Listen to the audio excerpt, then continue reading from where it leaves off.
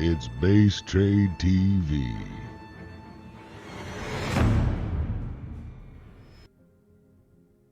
Hey, what is happening, party people? Oh, I'm down here in the corner of the screen today. We're gonna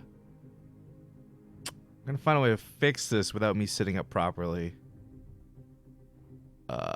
Let's take this and go ahead and crop it a bit, then make it bigger.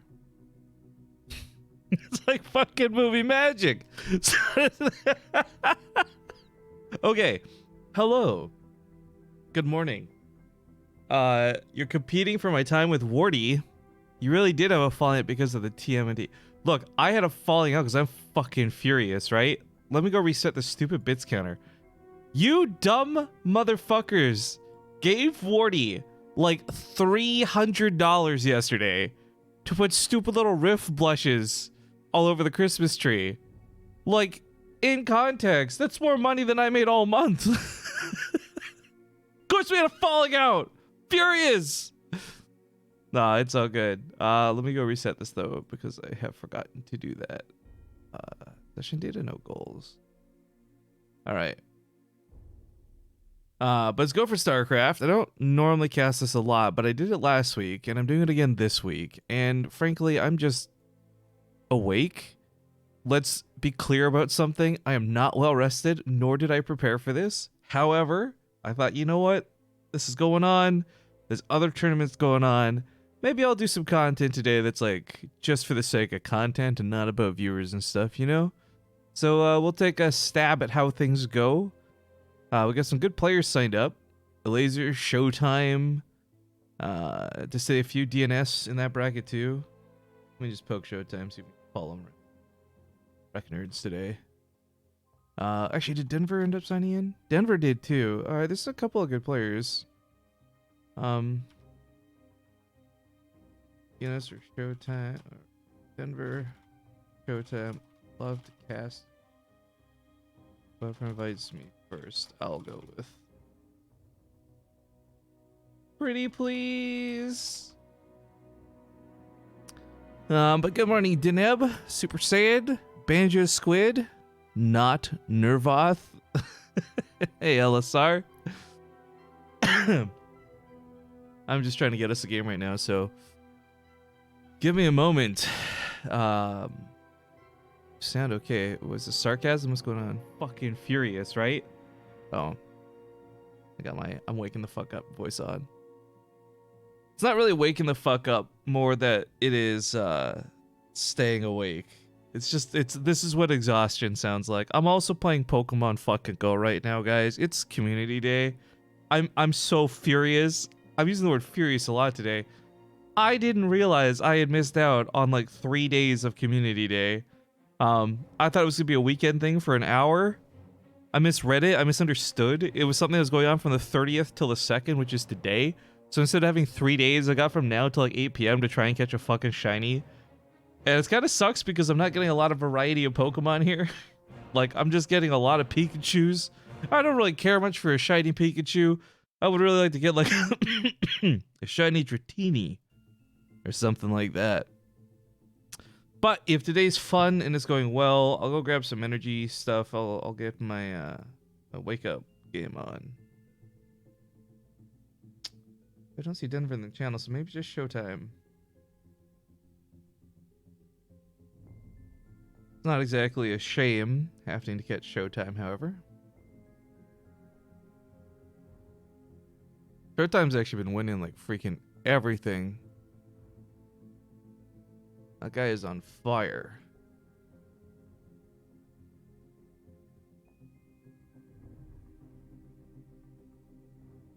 I'm totally looking at lewd pictures of Twitter right now instead of messaging the players. Give me a sec here, guys. Let me go close this up. Well distracted. Okay, there's Denver. There's Showtime. I mean, these are best of one earlier on games. It's not gonna be anything crazy dynamic anyways.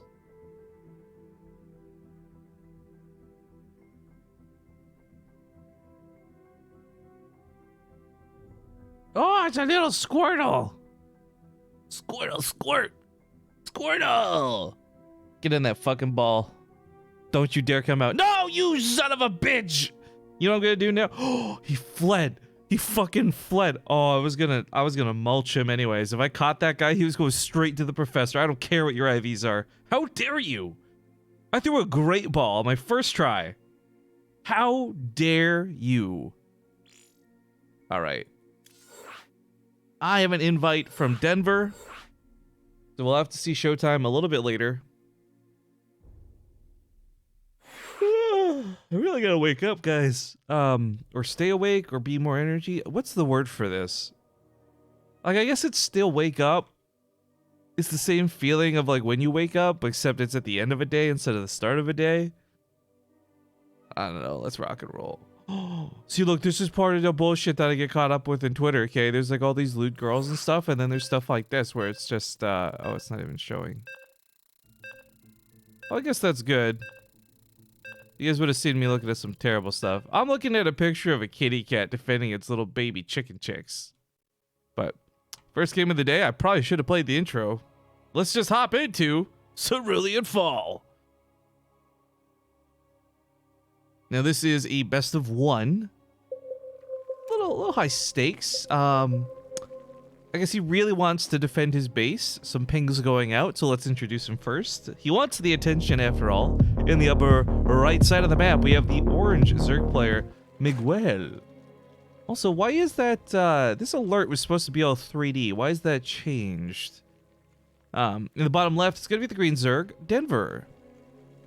Also, Nerva, thank you for the $10 dues. He says they didn't let me buy energy drinks via internet. So here, put up a warty Rat-a-tat somewhere. You know, I have a printer somewhere. I could just print out a bunch of dumb warty Rat-a-tats. Start posting them around my house. But let me try and get this fixed up quick. Because stream alerts... This is why I hate, like, both Streamlabs and Stream Elements. I have to use, like, a blend of the two. Because they each have things that work, and others have things that don't. Oh my god, another donation. Holy shit.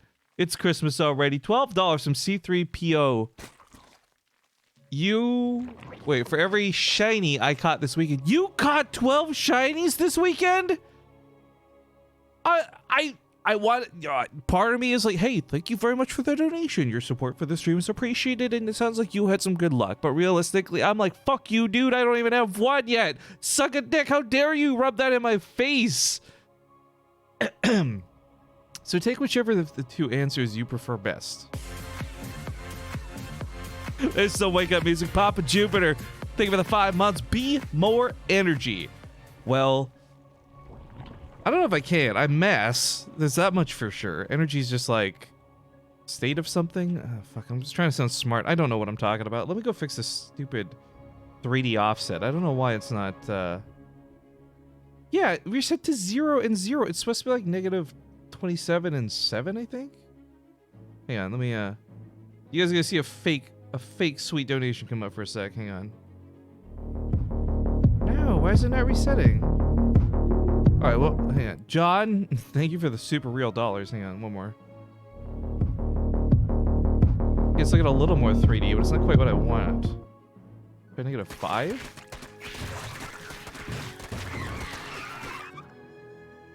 Look, while this goes on, obviously we got some links in the base here of Miguel trying to defend against Denver. Denver's doing something really unorthodox, actually. I'd like to quickly highlight. He has gone for a very fast burrow. I mean, in Go for Starcraft, again, these are like best of one early rounds. It's okay to play a little bit unorthodox, because sometimes you can cheese out a win. But I'm not sure what he plans to do with this. A Baneling Nest follows it up too. I get the Baneling Nest and I get the Zerglings. What I don't get is the burrow, but hang on one sec. Okay, see, now this has got some of that 3D effect goodness, that 3D effect good that I'm looking for. I think the bits one is off too. Also, wait a minute. Why didn't it play the highest donation sound? We have like a trigger, so it plays like the... Game paused. Okay, good. Denver, thank you for pausing for the lag. I gotta fix my shit still.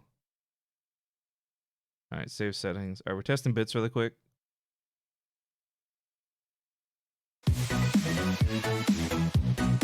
Yeet! Okay, that's looking a little bit better to me. Game resumed. The subscription's flat too. Well, hang on. A good broadcaster wouldn't be testing this live. A good broadcaster wouldn't also have this break for no fucking reason.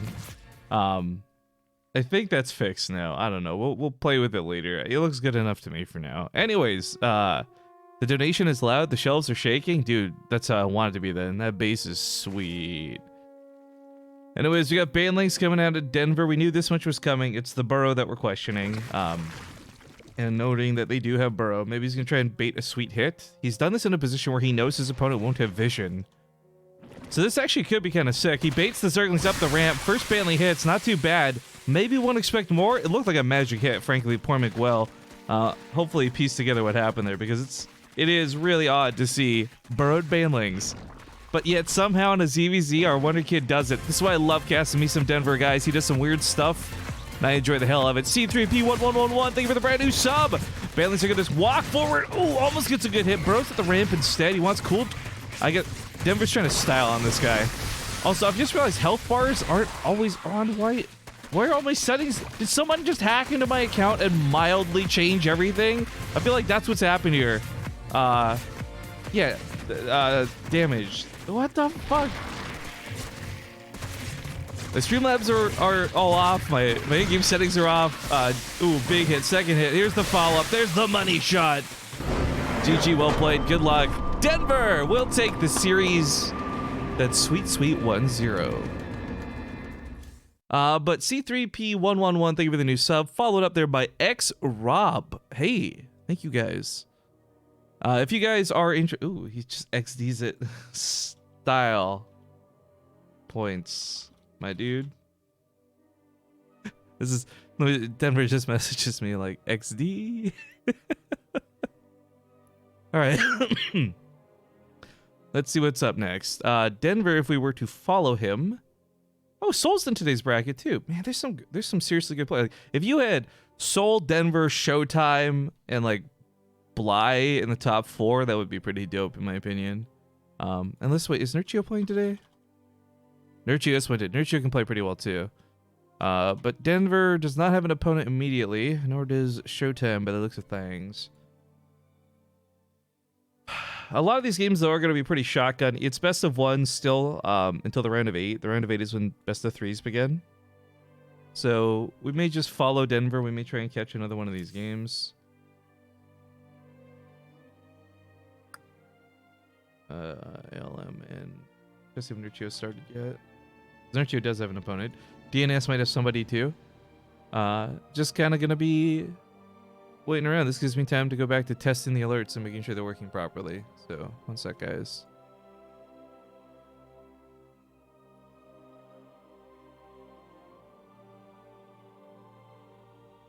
Apparently Showtime's opponent can't get into game or something. I don't know. Alright, let's test this out really quick. Alright, again, these are super fake, not real donations. Don't get excited. Test donation. Okay. So why isn't it showing the highest variation it's supposed to? It's disabled. Look, why the fuck? Look at this. Hang on. Oh, I can't screen region. My screen region's broken today. Donation is the largest this session. Save. It was disabled. I swear to God, Wardy. If Wardy went into my fucking account and just like randomly disabled these things and like reset, he didn't. I know for a fact he didn't. But I'm just saying, like, I can't think of any other reason why this shit would be off. It's like, it's just barely off, right? Like, instead of being tilted slightly, it's flat, and instead of the sounds being enabled, they're disabled. Hang on, let me test this again. Oh, thanks, my dude.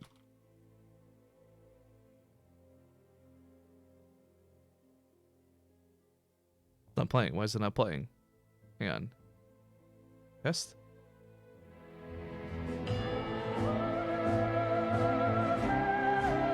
See, it's supposed to be like Mr. Badass strutting into town. Biggest donation. Hype! But for some reason, it's fucking disabled. Well, now it's on now. Alright, let's test bits again.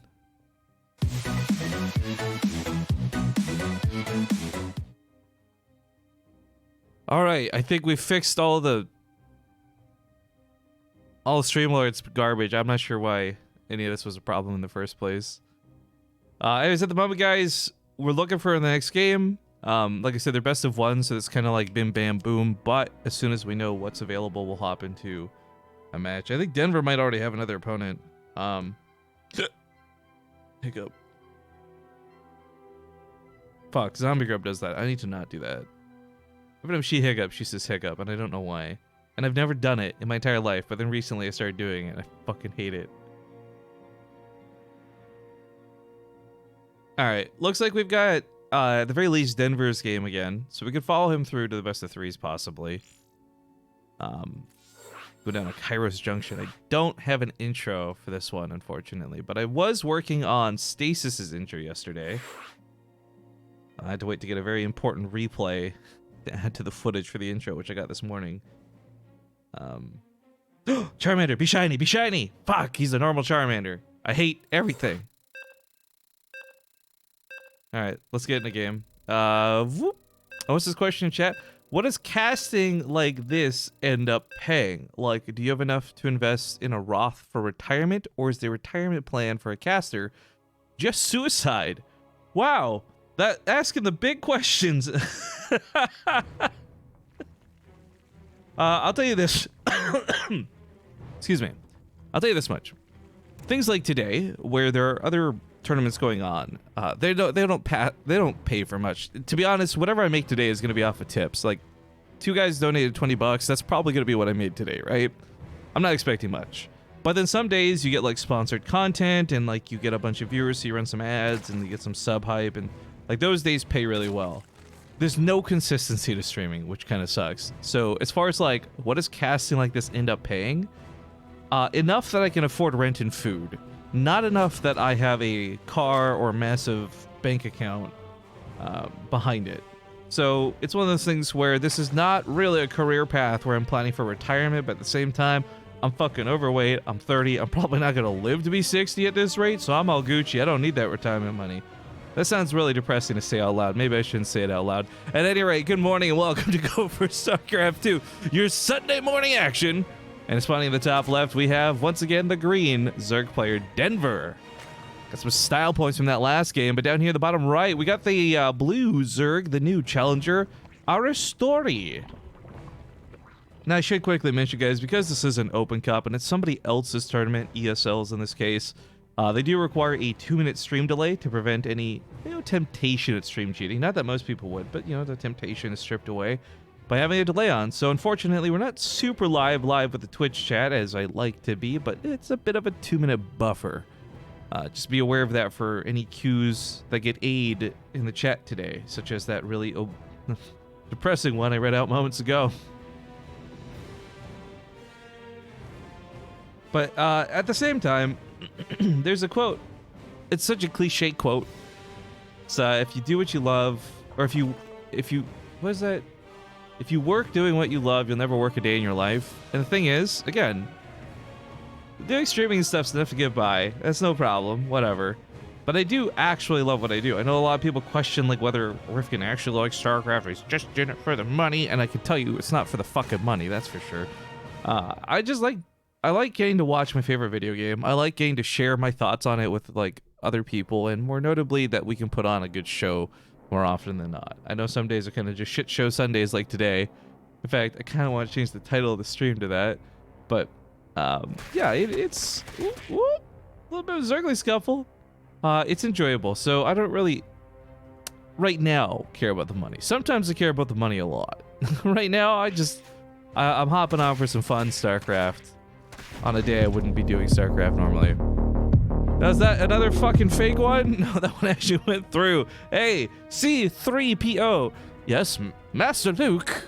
I only have 65 different shinies. Does that make it better? I'm Valor level 40. No hate. Yo, Team Valor, baby. No hate at all. I mean, like, the thing is, I hate it. I have small talk. Like, I have prepared small talk for when I see people at like gyms and raids and stuff.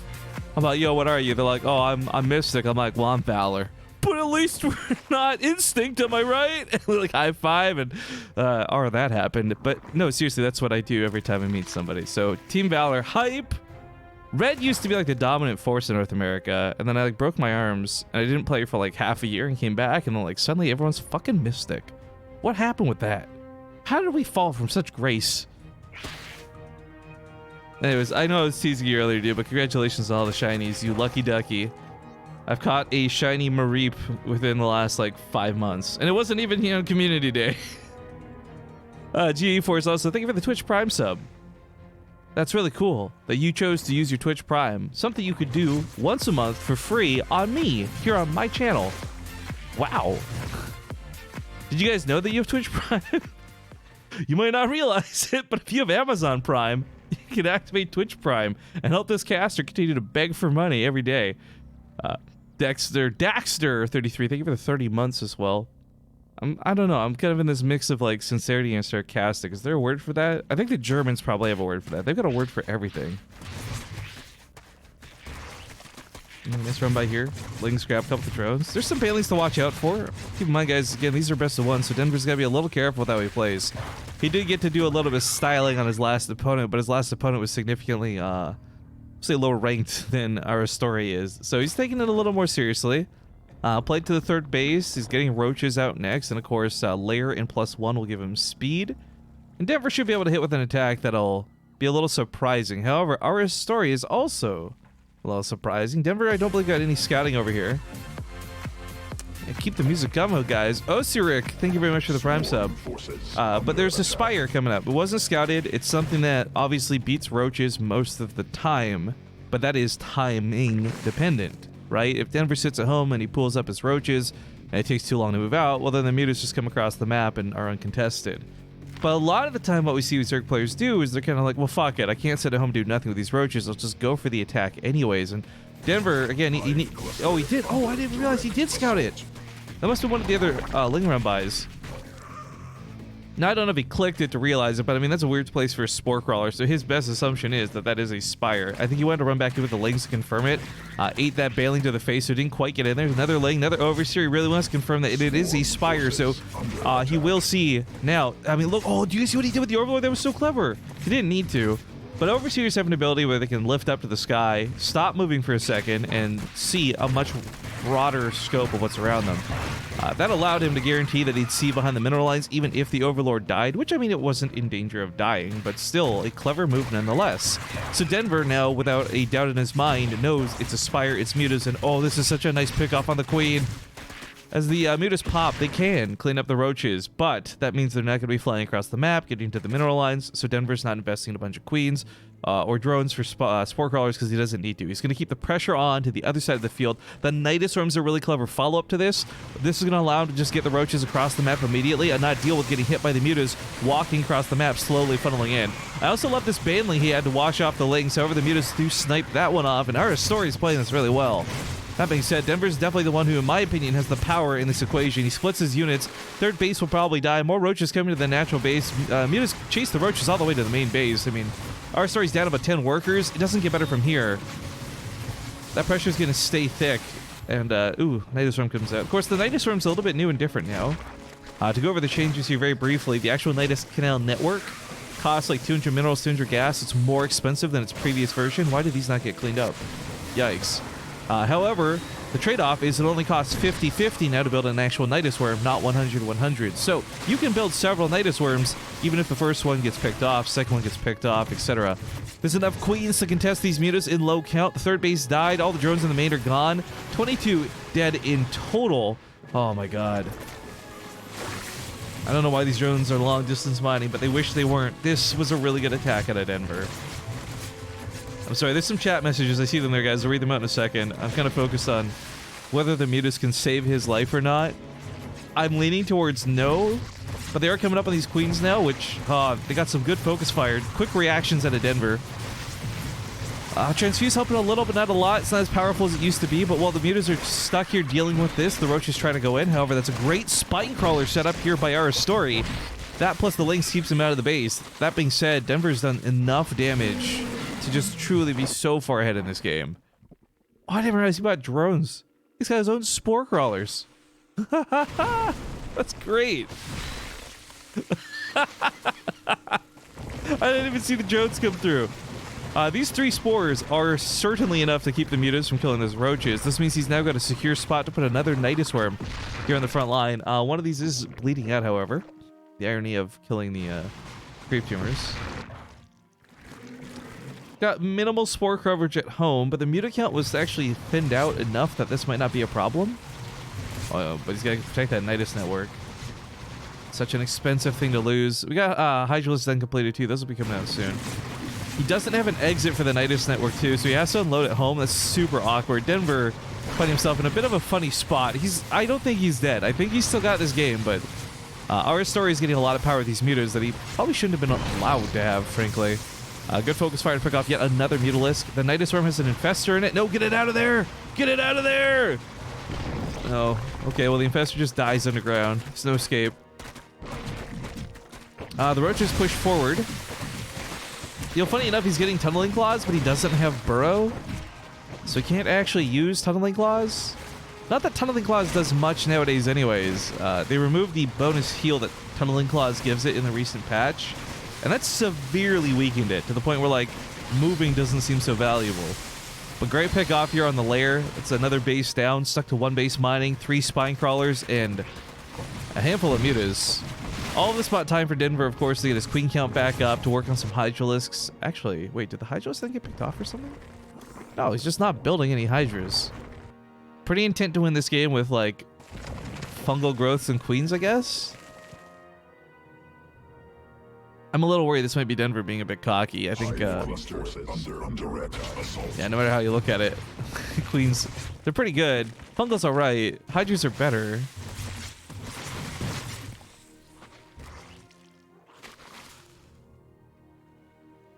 Why chases us out of the base? Meanwhile, there's a double expand on the other side of the field as our story tries to get back into this. We have a single Ling in the main to scout that too.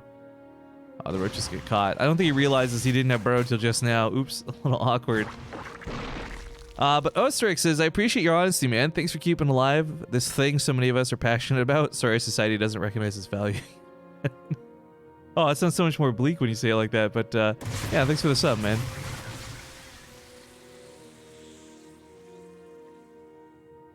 Russians have a word for that. It's called humor. Oh, well played. Oh, hey, Kuma. Good morning, dude. All right, well, here's that push. Whether it's infested Terrans or whether it's fungal growths, the infestors bring a lot of extra power to this. Not that he needs it. The roaches have just kind of got this in the bag. An attempt at a base trade with the mutas on the other side of the field, but there's not enough mutas to even kill the spines, much less all of these countless queens that are brought to the front line now. I'm a little sad these infestors appear to be getting no action before the game comes to a conclusion. I almost said conclusion, by the way. What the... Seriously, I only speak English. Can I just... Can I do the one thing I do? Can I just speak that well? Infested Terrans have that cool little anti-air missile launcher. They're not getting to fire it off, though the mutas are running away. Got some burrow dancing out of this cheeky guy. That may not have been intentional, though. That was another patch change a lot of people had to complain about. You can no longer bind burrow and unburrow to the same hotkey. You have to have different keys for it now. Clever moves out of Aerostar. He knows the time life of the infested Terrans is the biggest threat, so he actually dodges out most of that. The mutas come to kill the queens, but I mean, no matter how well this goes, he's lost all of his ability to play this game. Like, the hatcheries are gone, the drones are dead. What few drones there are dying now in the main.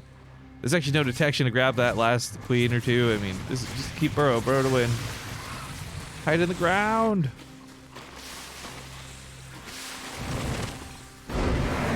All right, Denver with a solid 1-0, aka a 2-0 in total, I suppose. Wins his second match of the day, and I believe that should send him into the round of 8. And if that's the case, then we start our best of 3s. But let me go take a peeky little cheek here, or a cheeky little peek here, peeky cheeky.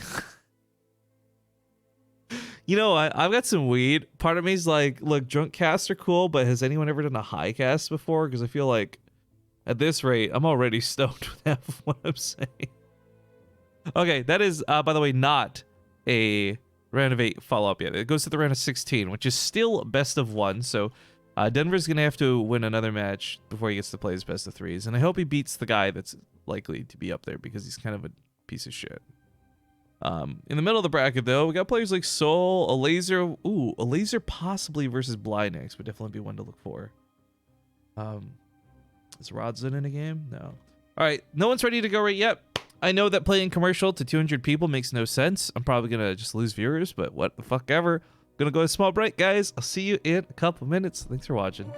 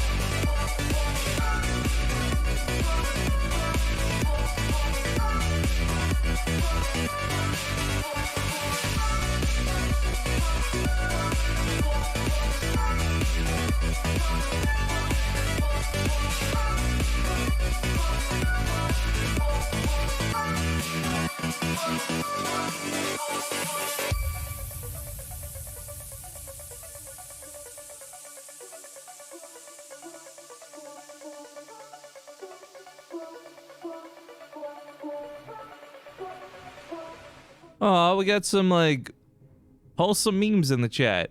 So while we're on commercial break, I'm just gonna replay these because I got nothing else to fucking do right now. Dehumanizer gifts a sub to Mr. Bubs, who's like, "Whoa, legend! What's up, my man?" I guess these are two friends who didn't realize they both watch BaseTradeTV together, so that's kind of cool. As Mr. Bubs TV says, I always watch BaseTradeTV. I know you've been subbed to them for so long. Well, hello, dude. Also, hi, Atira. Let's get this one going, too. 8 months on that resub. Good morning. I saw you, I think it was yesterday you were streaming. I creeped in for a little bit. I didn't say anything because I was working, but thank you for giving me a little bit of entertainment there. Yeah, I'm trying to get to the next game. Should be Bly versus a Laser, I think. Unless Bly lost. Although he just relogged, so maybe, hang on. Yeah, it's a Laser versus Bly. Let's try and get some Laser versus Bly.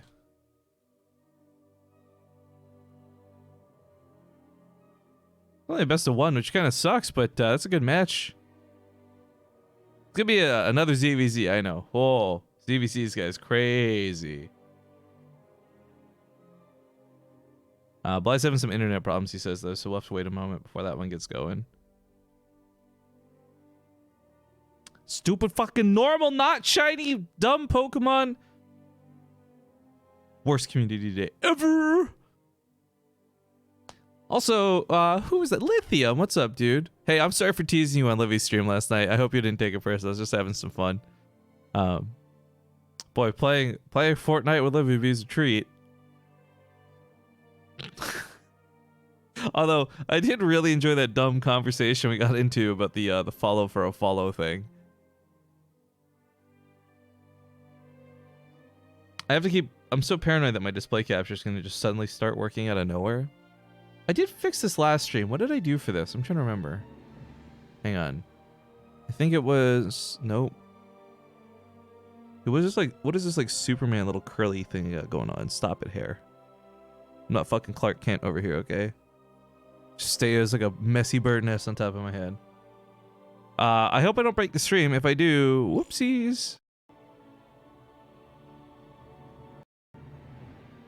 Okay, I think I fixed display capture. I did! Yay! Oh, look, and there's some loot anime stuff on the screen. Of course there is.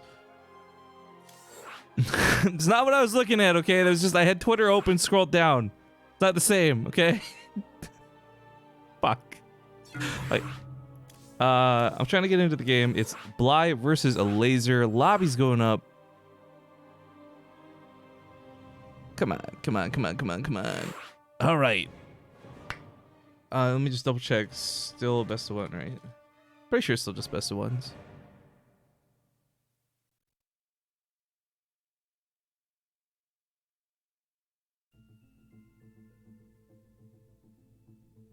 All right, going down on blue shift. Map intro time. See you guys in game.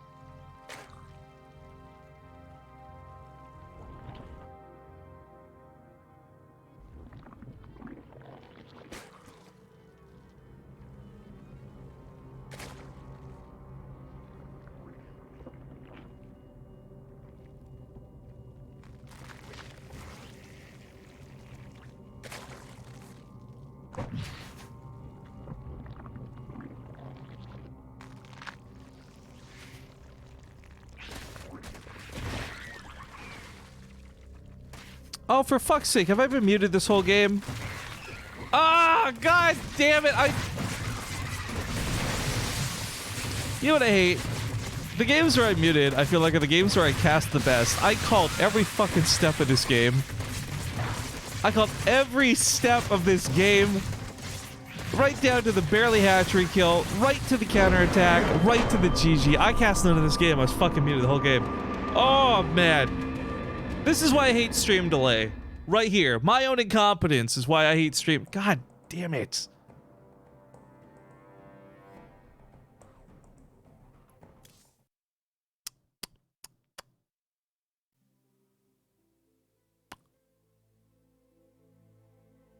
Well,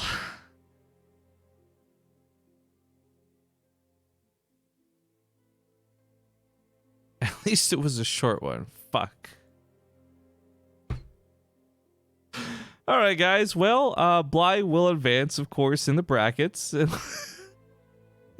Rest in peace, a laser. Bly won't have an opponent for a little while, though, because they had some trouble reaching Soul. He disappeared 20 minutes ago, and they don't know where he is. So we may end up swapping back over to... Ooh, Showtime's got some good-looking games. So this is why I was trying to get my screen region working, so I can share the bracket with you guys. And on this side, Showtime's in the round of 16, so it's still a best of 1, but he fights possibly Mamba or Braddock.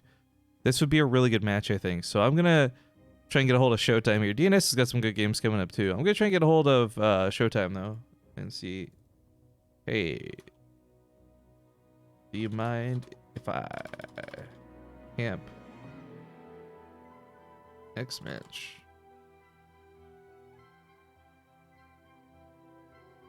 All right.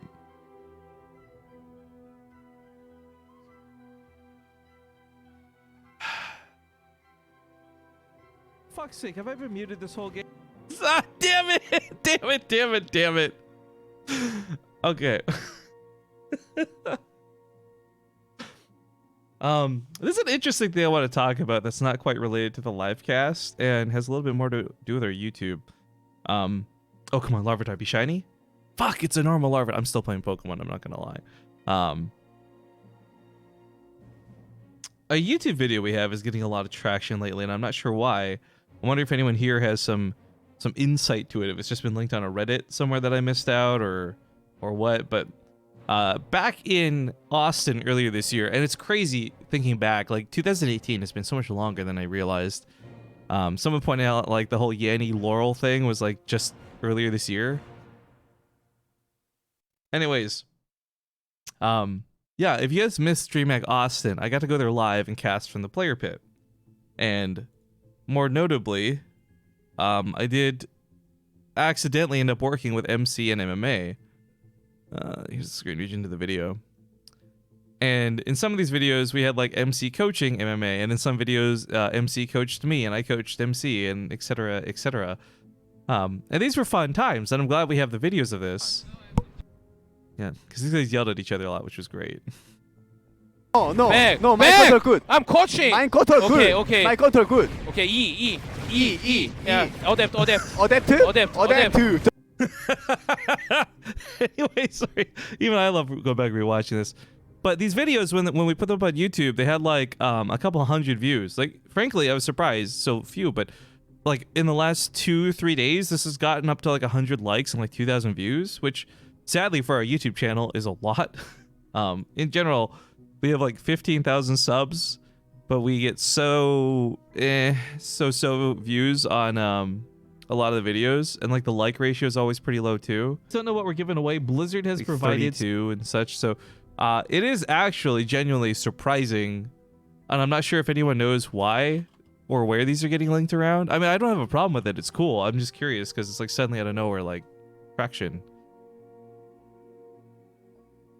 Bly says, I did come to see how good your calls about what was happening was, and you're muted. Jesus. You know what sucks? Look, here's the thing. Bly, I know so well because we cast him so often. And as soon as he put the 12 pool down, I said 3 things that I think are worth noting. One is I brought up the whole, oh, 12 pool's not what it used to be. We've said it before. It's not all in. But I also said, Bly's going to attack the hatchery. The laser's going to pull the drones. And a laser will probably barely not save his hatchery. And fucking with like 3 health and 2 Zerglings, Bly barely gets that hatchery. So that's what I'm so mad about, because it's like, I'm not look, I'm not always right with all of my calls. But the one time I am so fucking right that I feel ultra professional, I find out I'm fucking muted at the end of the game. And I am not gonna lie, I'm very upset about this.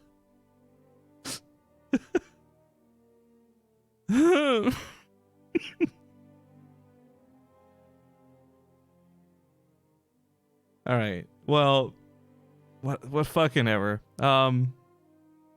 Like I said, we're right down Showtime's game for a bit here because Bly doesn't have a game for some time. Bly had some good times with Bly at Home Story Cup. Good to see you in chat, man. Good to see you playing a lot too since we got back. Thanks for playing and everything that you have been. But yeah, the Streamlabs donation, I'm not sure what's going on with the donation links. So I remember, oh my god, no, I know what's going. You ever have one of those moments where you're just like, I'm so fucking stupid, I can't even believe how fucking stupid I am? Because I'm having one of those moments right now. Oh my fuck. Okay, so I've just now realized what's going on.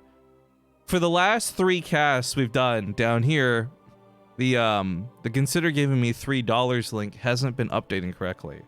And I just assumed something was broken. Something was broken in my fucking brain. I'm an idiot because all of this overlay is stream elements. And I forgot that we had changed everything here to stream labs through the donate button because of Home Story Cup. I didn't want to mess up, cross over the alerts.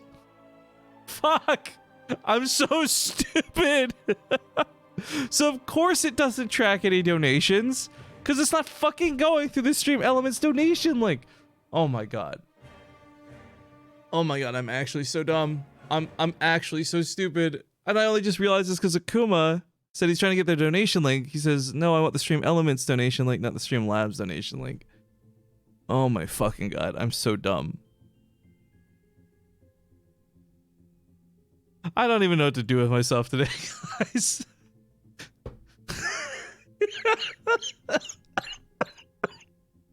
Oh, I'm so dumb.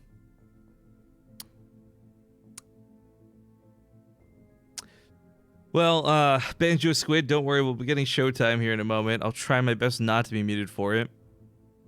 Rifkin, pizza or burgers, what are better? Honestly, it depends on the type of pizza. Like, if it's just like a plain pepperoni pizza versus like a Wendy's like bacon cheeseburger, I think I pick Wendy's. But if we're talking like fucking Domino's thin crust Alfredo sauce chicken, extra, we'll say onions on top. Oh, fucking, I take pizza every day of the week.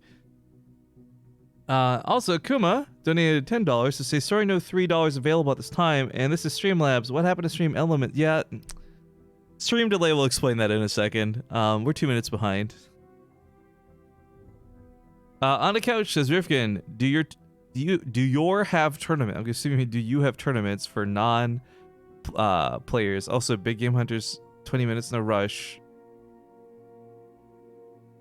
I'm trying to decipher that. Do you mean, do I have just like amateur events, or what do you mean? Because the answer to that is yes. Bly says, was nice time, bro. Fuck your call without seeing your cards. This guy took so much money from me. Not even looking at his cards. Bly, oh Bly, you don't know how my night ended. Okay, I'm gonna tell this story for Bly, guys. Hang on. Whoops. Bly, oh my god, I forgot. You left. Let me tell you how it ended. On stream, 2 minutes. Okay, so here's the story for Home Story Cup, right? We're playing poker downstairs. And by the way, we have gone so beyond out of our way to play poker because the people who own the poker chips and the cards that take TV forgot them at a nightclub, so we didn't have them.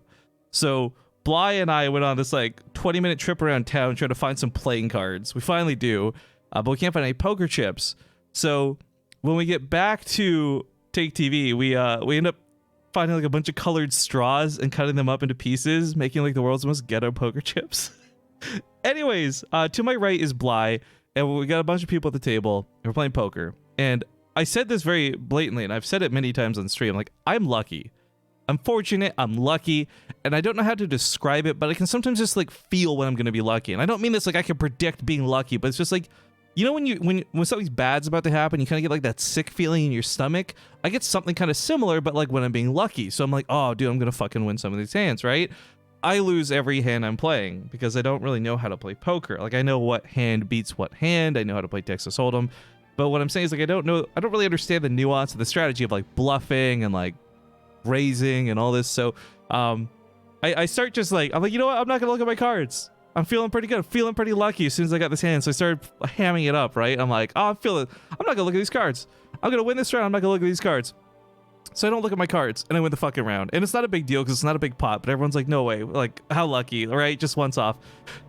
Next round comes around. Again, I'm going to ride my luck. Still feeling that feeling in my stomach. I'm like, I'm not going to look at my cards.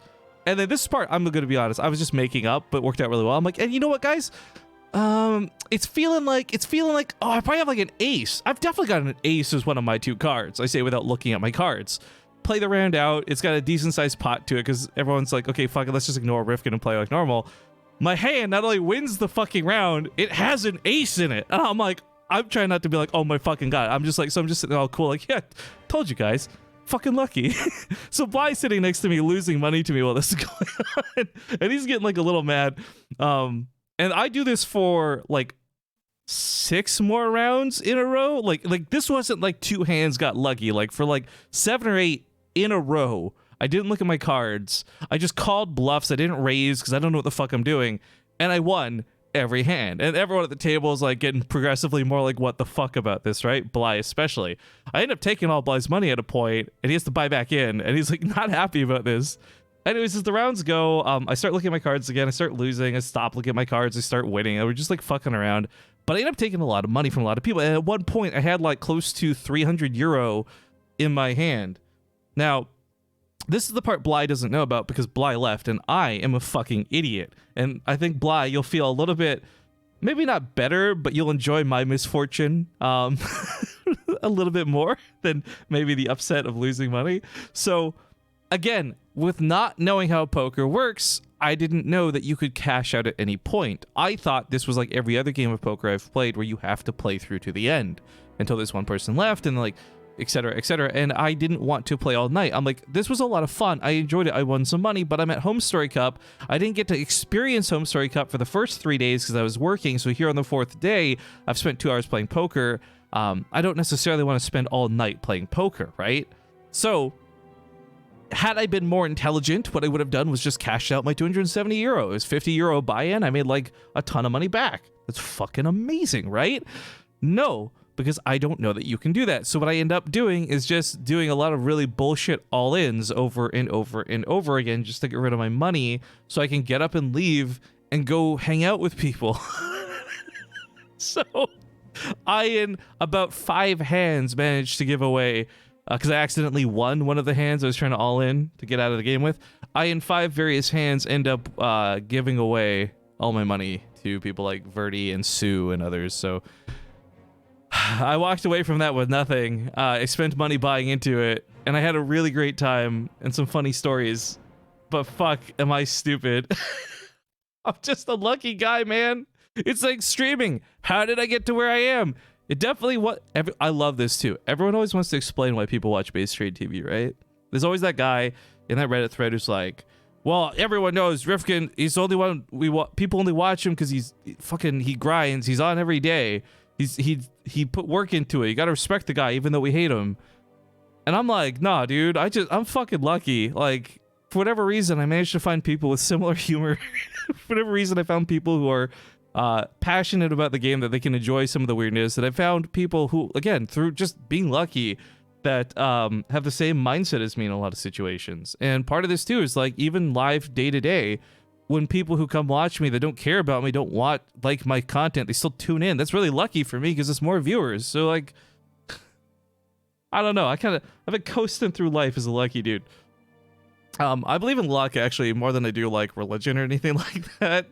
I play Fallout 76 and I have like 2 points in strength, 2 points in agility, and like 23 points in luck. Like, that is me in Fallout 76, okay?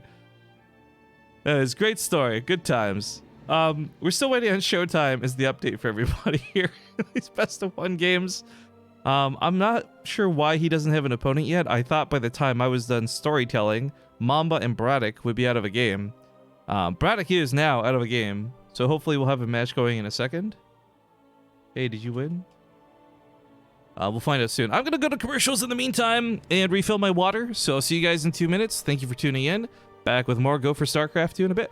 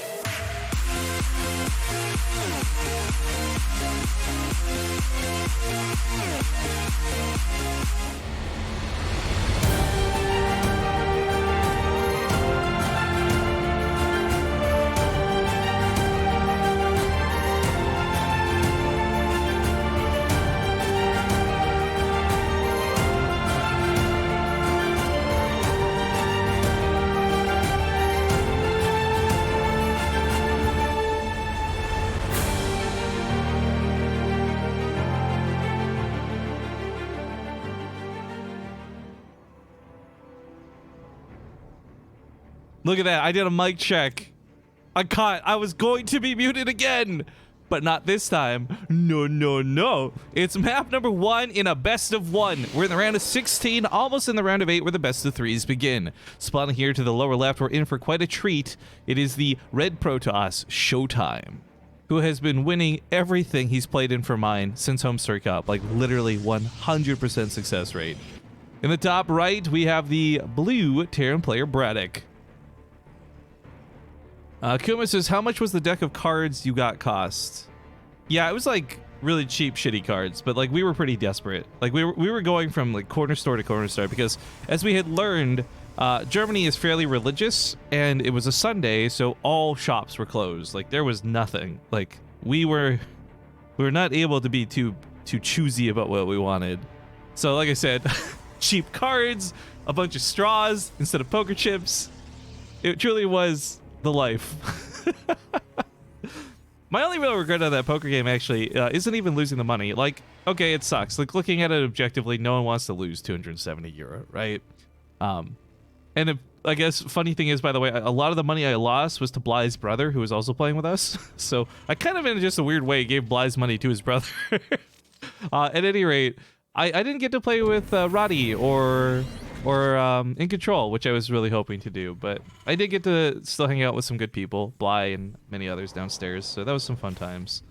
But the funny thing about that story, just to follow this up, about 2 years ago at BlizzCon, there was a sort of private poker tournament amongst the, I guess, personalities, like players, commentators, you name it. So there's like Day 9, Mike Morheim himself, Take TV, Apollo, like big names that I could list. And that was back when they had the Koreans come to BlizzCon too. So you also had like Boxer and Yellow and like these professional poker players. And oh wait, was that the same year? No, it was the year after, I think. Excuse me, I'm misremembering. So it wasn't the year of the Super Korean Pros, but we saw people like Gumiho and others at this particular poker tournament. Now, keep in mind, this poker tournament wasn't worth any money, but what you would get is a really, really expensive bottle of champagne that had been signed by everybody who came into the after party. Like, it was required that they signed the bottle before going in. One of these bottles went to Mike Moram for his birthday, but another bottle went towards the winner of the poker tournament. And I, through, again, sheer dumb luck, managed to beat a lot of people. Among this list of people I knocked out was Day 9, and it was so funny to me. This happened with Bly, too. They remember my hands. I'm bad at poker, so I don't remember hands at all. Oh, that was such a sick Widow Mine from Braddock. Highlight this more in a moment, but just to quickly finish my story, I don't remember my hands. Bly all weekend would probably remember, like, oh, Riv could beat me with like a 4-7 spade offsuit or whatever the fuck the terminology would be. I don't remember my hands or cards at all. And at BlizzCon, it was the same thing. For Day 9, he spent the entire weekend of BlizzCon complaining to everybody. Like, I had a meeting with his mom, who works legal at Blizzard, and she had told me that, like, he was just complaining all weekend about it, and then I heard him complain about it to somebody else, like, over in the back room. It's just, I don't know. People who lose at poker get really salty, and I love it, because I'm too dumb to know otherwise, or understand that it's a problem. I'm so stupid, guys. Anyways, that Widow Mine placement. Widow Mines have become a lot more popular in all matchups. Oh, another great shot, by the way. And there's no exception to it here in TVP. Part of this is because the Widow Mine got its ability to stay burrowed and stay cloaked back with an upgrade, but more of it has to do with the faster build time. So, in the old version of the game, that just barely clutch Widow Mine that got there and burrowed just in the nick of time to kill that Adept would likely not have actually been possible. But with the slight build time buff, Braddock got it there just in time to catch that Adept, and of course Showtime's not looking for it because it wouldn't be there most of the time. So it's a small detail, but picking off a thing like the Adept this early prevents scouting, getting a hit off on the Phoenix for the follow-up softens it up, so, I mean, it can't even do reliable scouting. I love it. It's a small thing, but it works out pretty well for Braddock. Also, just going back on the moment here for Showtime's, like, notability, his heroism, whatever you want to call it, Showtime has looked not just good, like he's been winning the cups I've been referencing since Home Story Cup, but he has been flawless. Like, he takes these wins 3-0, 3-0 back-to-back in the finals. One time against Mana, the other time against Nurchio. He is really, I don't know what it is. He was great before the patch, but he's doing really well with the patch. And I really like watching Showtime play, so I mean, coming into this, my favorite is Showtime quite a bit, but there's been a little bit of tearing complaints because they think Widow Mines are a little too good right now. I don't know how to feel about that because we haven't seen enough Widow Mine usage to really say concretely one way or the other. But I'll tell you this much, Braddock has traded out really well this game with just a couple of Widow Mine shots. I mean, the Phoenix aren't dead, but Phoenix are so difficult to kill anyways that even just softening him up like this is a big win. I should note, though, that there's no drilling claws having been researched, and it doesn't appear to be on the way, so they're not going to be Widow Mines that stick around forever, but a couple of Widow Mines end up baiting out these Phoenix. Cyclones get a lock on. He scans to confirm the kill. Oh, that was such a sick move. God damn, I love both these players. So if you guys didn't catch what Showtime did there, he very quickly, he picked up that Cyclone, then immediately dropped it, like before it was even in the air. Because all he wanted to do with it was cancel the lock on. If I could slow down and rewind, that would be the moment to highlight for this game. It was such a subtle, nuanced move, and it was so cool and so well executed. These Phoenix are, of course, very terribly low. My fear is I don't know that Showtime can actually hold this push, though, because Braddock's coming across the map with a large amount of bio that's going to have +1 in stim. But paired up with that's a lot of these Widow Mines. So there's two ways this could really go when it comes to the Widow Mines, right? Showtime could, and I hope he does to an extent, sacrifice the Phoenix by sending them in on top of the bio and having the Widow Mines kill the Phoenix, but in turn splash all the Marines. In which case the Adepts can then do cleanup and the Sentries as well with the Guardian Shield will make sure that this army doesn't die. But if that doesn't happen, I do not believe Showtime has the amount of units necessary to hold this push. I mean, maybe a couple good force fields and the shield battery buy some time. Oh, that's actually a really good start. That's a really great force field to cut down the middle of the army. But the Widow Mines are still getting their shots off. There's a cannon here for detection, but, I mean, it's not going to stop the explosion. There's what I was talking about, that splash damage, by the way. Phoenixes are fully sacrificed. Widow Mines go down. Cyclone gets another shot off right before dying, but ultimately for Showtime. Oh, this goes so well to pick. Oh, he gets both the medevacs, all the units inside of him. This ended up being such a sick defense from Showtime. And I just had to like triple check, like, was I muted? Because I called that Phoenix thing perfectly, and it was such a sick move out of Showtime. I really, like, nothing but respect for this game. On top of the fact that Braddock is playing well, let's be clear, Braddock's not playing poorly, but Showtime is playing super on fire. Like, I'm getting this, I don't know what it is. Like, maybe he's actually sitting in his room, it's super casual, like, no big deal.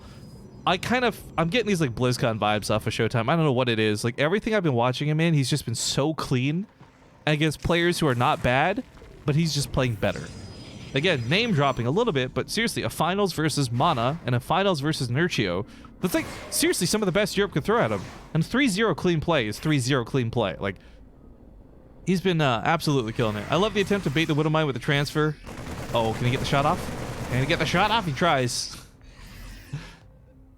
All right, there is a medevac with 3 Widowmines on the top left. This dragged and drop could be some serious problems. Still, no drilling claws, so no instant burrow. I feel like this is something I want to say is a little overlooked, but I guess the priority on this single tech lab was to get out all the Marine upgrades and the Marauder ones too. With the amount of Widowmines he has, though, I think drilling claws would have been an acceptable justification, but oh, Showtime, are you paying attention? Ruining that record of clean play. 7 probes die here. Another several will probably die here. No, he pulls. Okay, so he's paying attention. Stalker's coming to try and pick off the medevac. I mean, even if the Widowmine just trades out for a Stalker, that's still not too bad. Blinks around it, loses a probe. Medevac on full retreat. These Stalkers catch the medevac. Nicely done. Still, though, 8 probes for Braddock. That's, you know, that's some retribution for those medevacs that died earlier. That's some niceness. But I like that he's continued to produce them. I hope he will continue to produce them. I think these Widowmines have actually served him very well this game. Whether it's back attacks to the mineral lines or whether it's just frontline attacks. I mean, the beauty of a Widowmine against Protoss isn't just that it does a lot of damage. It does a lot of damage specifically against shields. Oh, I guess my thing's blocking it a little bit. 35 bonus damage to shields and 40 plus 25 for splash. Like, these things are really great at just being kind of ghetto EMPs on top of killing an actual unit. He's going to chase the Blink. I don't know about this. He's got concussive shells, but he's running into a Protoss army, and he doesn't know what it looks like. There could be a lot of Immortals waiting for him. It's double Colossus out of Showtime, actually. This is kind of interesting. We haven't seen Colossus really in the game a lot, but what we have seen is people experimenting with, like, Colossus into Disruptors. And I'm wondering if that's the direction Showtime will take this. Either way, Colossus, of course, have been tweaked and changed here and there.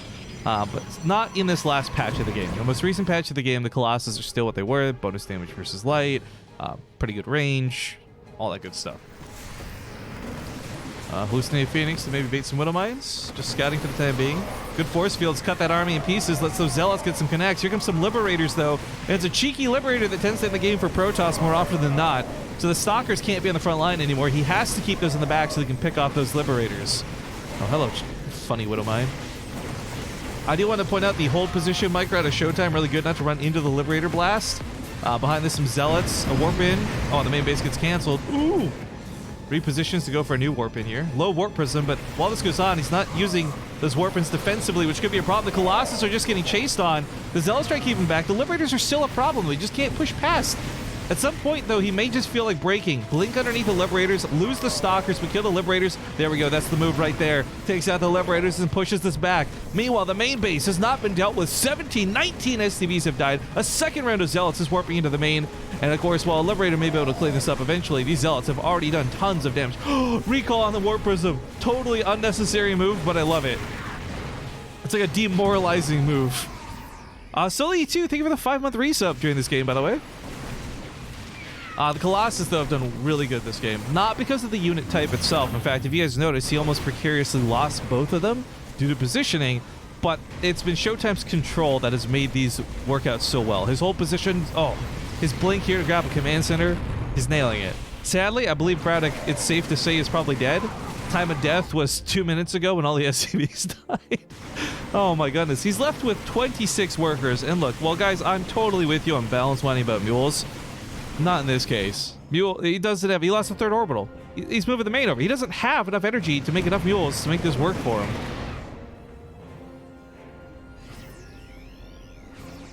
I'm so sad that this was a best of one. I just realized, like, I mean, I guess I knew it, but I forgot. If this was a best of 3, this would be such a sick series, guys. But Showtime, looking to wipe Braddock out in his first and only game. GG's get called. Showtime will take the map and move on to the round of 8, where the best of 3s can finally begin. He'll play against Damaja by the looks of things. Ooh. I'm actually down for that. I hope you guys are open to some PvZ. I think Damaja and Showtime will be a lot of fun. Probably a little one-sided if we're going to be honest. But we are getting into the round of 8 now with some of these matches. So, thank you for joining us this morning. I'm going to play another small commercial break. When we get back, hopefully those best of 3s will be ready to go. All about it. Cut our love off, hide it in a pretty box. My heart that beats for you has gotta stop. Put on a smile, but all the while I'm giving soul blood to you. Pretend everything doesn't remind me of years, like disciples do. Put it in a box and lock it. Try to forget all about it. Shelve it up in the closet. We say we'll get better without it.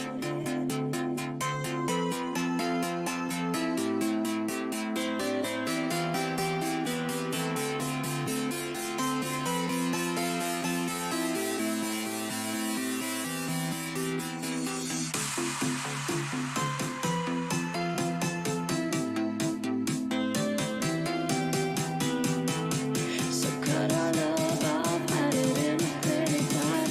My heart that beats for you.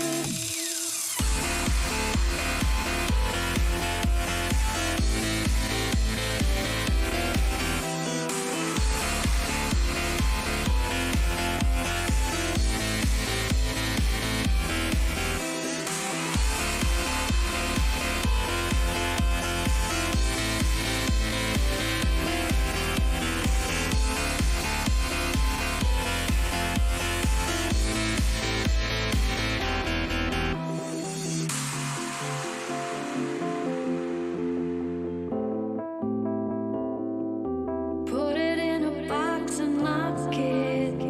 Try to forget all about it. Shove it down in my pocket. Ignore that it's there when I'm walking. Shelve it up in the closet. We say we're both bad. Okay, I'm back. Hello, everybody. We got a resub just now. Let's play that on stream because it's a good one. Monty Oon, thank you for joining me. 9 months up very early. Monty lives in the same time zone as me. I don't know why you're up this early, my dude, but thank you for the 9 months. So, let me copy paste this here. We have Damaja versus Showtime. Now they're doing vetoes at the moment, so they're not ready to play right this second. But we will be casting this best of 3. In fact, I'm gonna tweet Damaja versus Showtime. Oh. Go4SC2 round of 8. Booyah. And then I guess I could update the title of the stream, although I feel like tryharding the title doesn't really mean much. There's so much Starcraft content going on this morning. Also, I guess a quick shout out to our good friend Wardy who scammed. I'm still so mad about this. You know what? We got more people tuning in now, so I feel justified talking about. Also, I'm sitting upright. Let's fix my camera again. But, like, I'm already a big enough dude. I don't need this like super zoomed in on my face. So you guys want to know what happened yesterday? Wardy was making these like little Christmas ornaments and printing out a picture of my face, unlicensed and without permission, by the way, and putting them on his little Christmas baubles for $5. This is great. Good for Wardy. I made a deal with Wardy where I'm like, hey, dude, you can keep 100% of the bits and donations. I wasn't going to do a show today anyways, so go for it. And the motherfucker ended up raising like $300. Well, it was like $290, but $300 something through you guys yesterday. So first off, yay, BaseTradeTV supporting Wardy, but also fuck you guys for supporting Wardy so hard. I want to be clear, people have already donated. I know the thing's broken down below. I've already got like $20 for the cast today. I'm not complaining about not having money, but it was, I'm just like, fuck, That's more money than I made last month in donations. You made it want to do this stupid Christmas gimmick. So my question isn't like, why are you guys so good to Wardy? But the question is, should I just start printing out pictures of fucking other people and have you donate for me to stick them on a wall or something? Because like apparently that's a gimmick that works. I'm furious about it. So angry. Actually, I don't really do Christmas stuff. For the last like 6 years of streaming, I don't think I've ever like celebrated Christmas. I don't have like a Christmas tree, or I don't like dress up as anything. But I gotta be honest, like watching all that happen, I wasn't thinking about the money so much as the like just the gimmick of it looked fun. I don't know if you guys know who Sheezel is. Wigglytuff, worst Pokemon, but thank you for the tier 1 sub. I don't know if you guys know who Sheezel is. He doesn't stream that much anymore, but Sheezel had one of my favorite Christmas gimmicks, where he would do the exact same thing. It was like, oh, if you subscribe to the channel, I'll write your name on like one of these Christmas balls and I'll hang it on my tree. And if you just tuned into his stream for the first time and see this happen, you don't realize it's a gimmick. What he would do was he has a separate camera for the tree, like over there. So he'd write your name on the thing. He'd walk over to the tree. Like, yay, it's the first ball that's going on the tree. And there's nothing else on the tree. It was totally naked. And as he would go to put it on the tree, he would just drop it. It would smash and it would break. And then he would pan down with the camera and you realize there's like 40 other fucking broken balls down on the ground. And I'm just like, you're so genius, dude. I love this. I miss Sheezel. He's like, he was a very strange dude, but I loved every bit of him. Anyways, we're in Port Alexander for the first game in this best of 3. It's the round of 8. We got Showtime versus Damaja, and I get to show off the new map intro I made for this because, god damn it, I'm proud of it. So enjoy it. It's epic.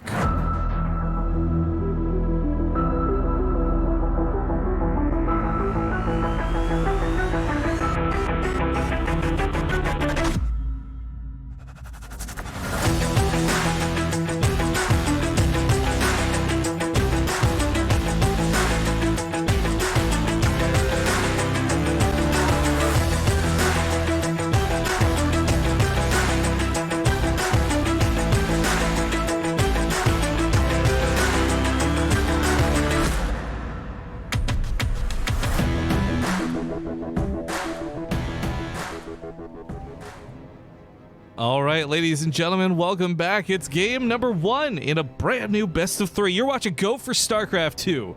Spawning here at the bottom right side of the field, we have the red Protoss player. It's Showtime. And his opponent at the top left, the Blues.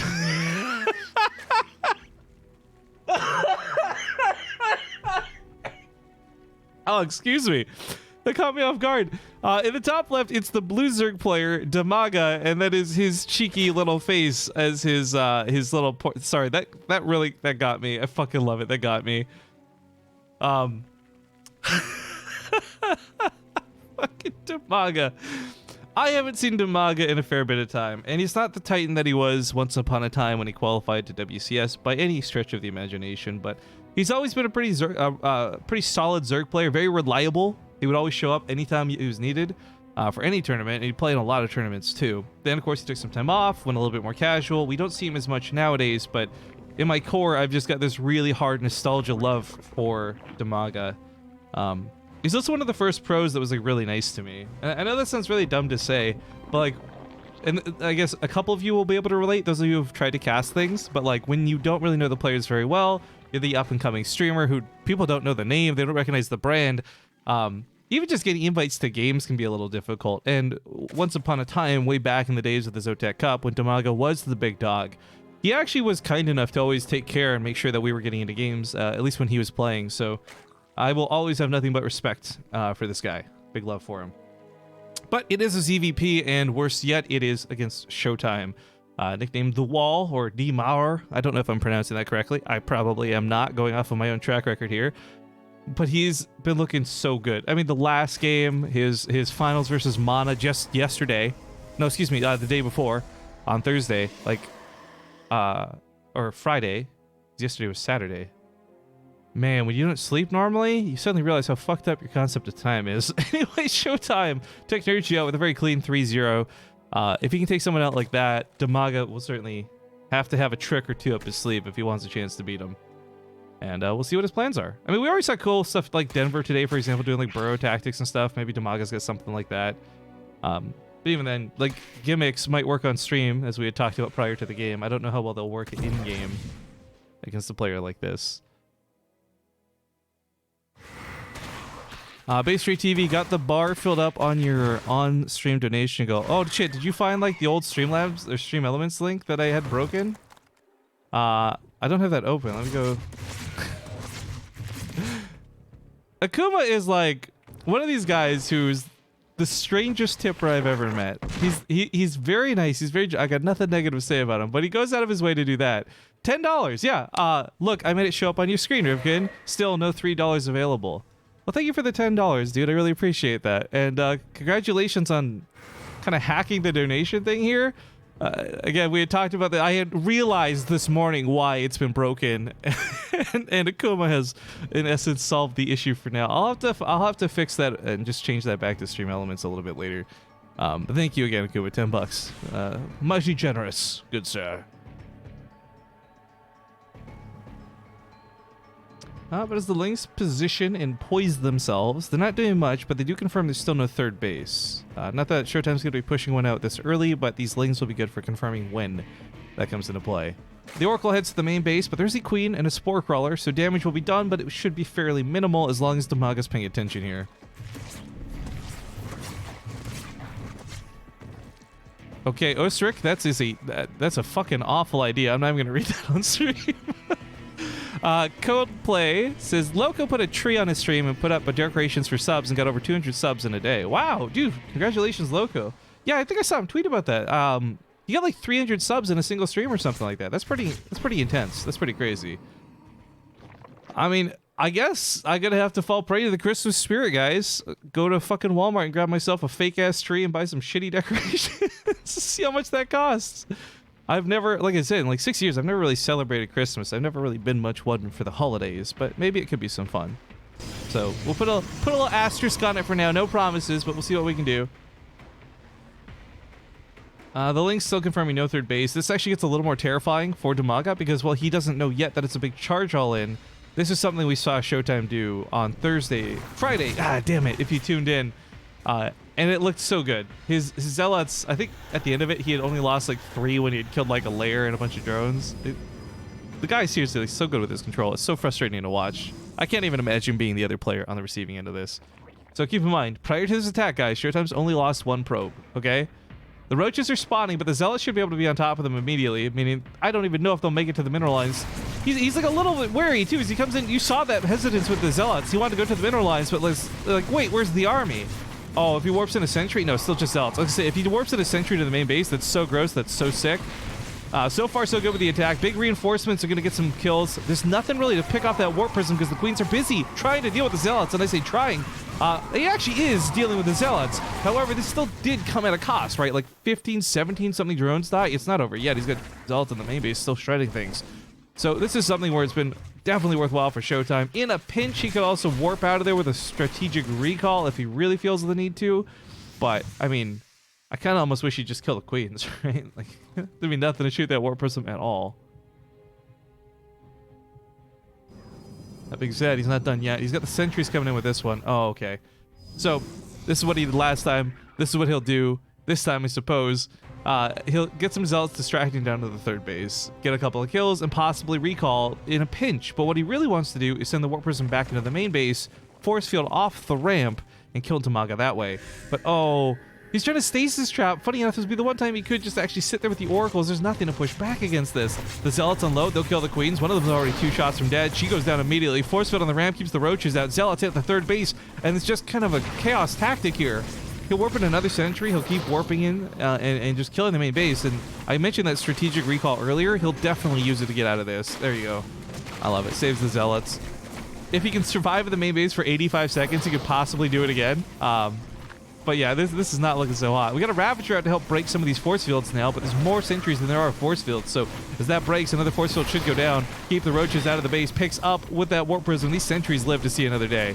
Now, it doesn't look like he's going to kill the lair quite like he might want to, but he did so much damage. He took so little losses in the process of this. And Damaja, of course, still has to deal with this Oracle. Oh my god, guys. It just keeps getting worse and worse. When it rains, it pours. And 48 drones. 49. Looking for that 55. Oh! Call the police. We've witnessed a murder.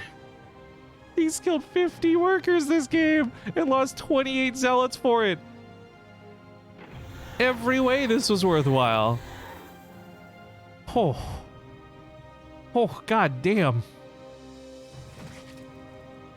Well, Damaja moves out and scuttles his butt with the roaches.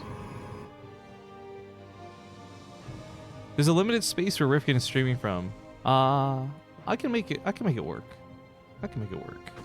I hate it. I'm like thinking about this now.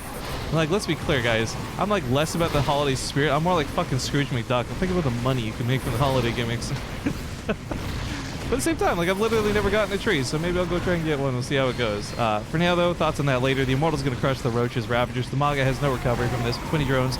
He knows it too. That's why there's nothing in the production tab. It's one of those like I'm gonna die, but I'm gonna die trying type of games. And sadly, that's gonna be it for Damaja. Game 1 goes to Showtime.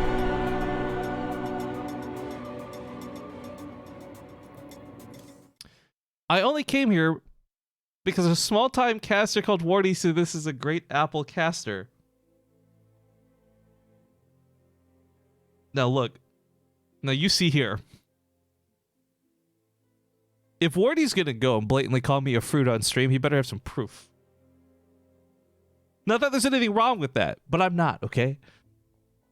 Nah, Wardy, good friend of the channel. He's doing his own thing. I'm actually... So my plan is pretty much like we'll probably wrap up before he's done casting his group stuff today, and my plan is to just host him when we're done. Wardy does some mediocre content, I guess would be nice. That would probably be the most polite way I could put it. And he's trying. He's trying really hard with this head. I'm trying to say, I can't say the straight face. He's doing 2018 has left the game. There's a lot of players playing this tournament. It's something like 40 players over like 6 weeks or 4 weeks or something. It's nuts.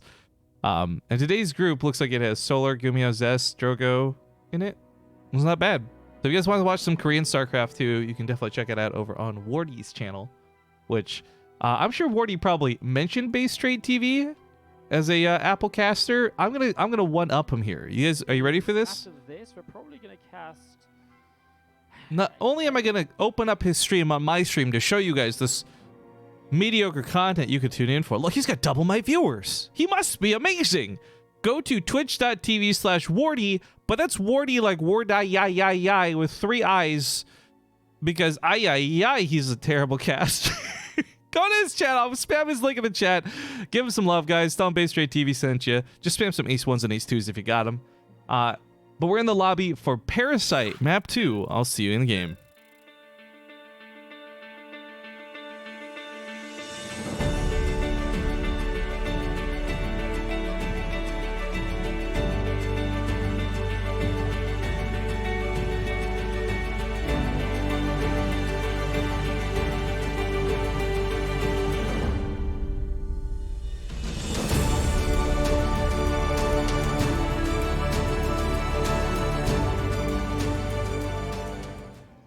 All right, folks, settle in. It's game 2 in this best of 3. We're still in the round of 8 for Go4SC2 2. Spawning here in the bottom right side of the field. He's got 1 point on the board. We got the red Protoss Showtime. And his opponent in the top left, the blue Zerg player. Nope, you're not going to get me this time, you cheeky little guy. It's Damaja. Although I wonder if I could do this correctly. Okay, this is going to be such a bad waste of time. Give me a sec here, guys. If this works the way I want it to, it's going to be amazing. But because it likely won't work the way I want it to, it's going to be very stupid. No, wait, who does... I hate when images do this. They put like the fake Photoshop thing in the background. Hang on, I think this is the real one I'm looking for here. Don't drag an anime girl into the stream, Rifkin. Okay, and then we zoom in.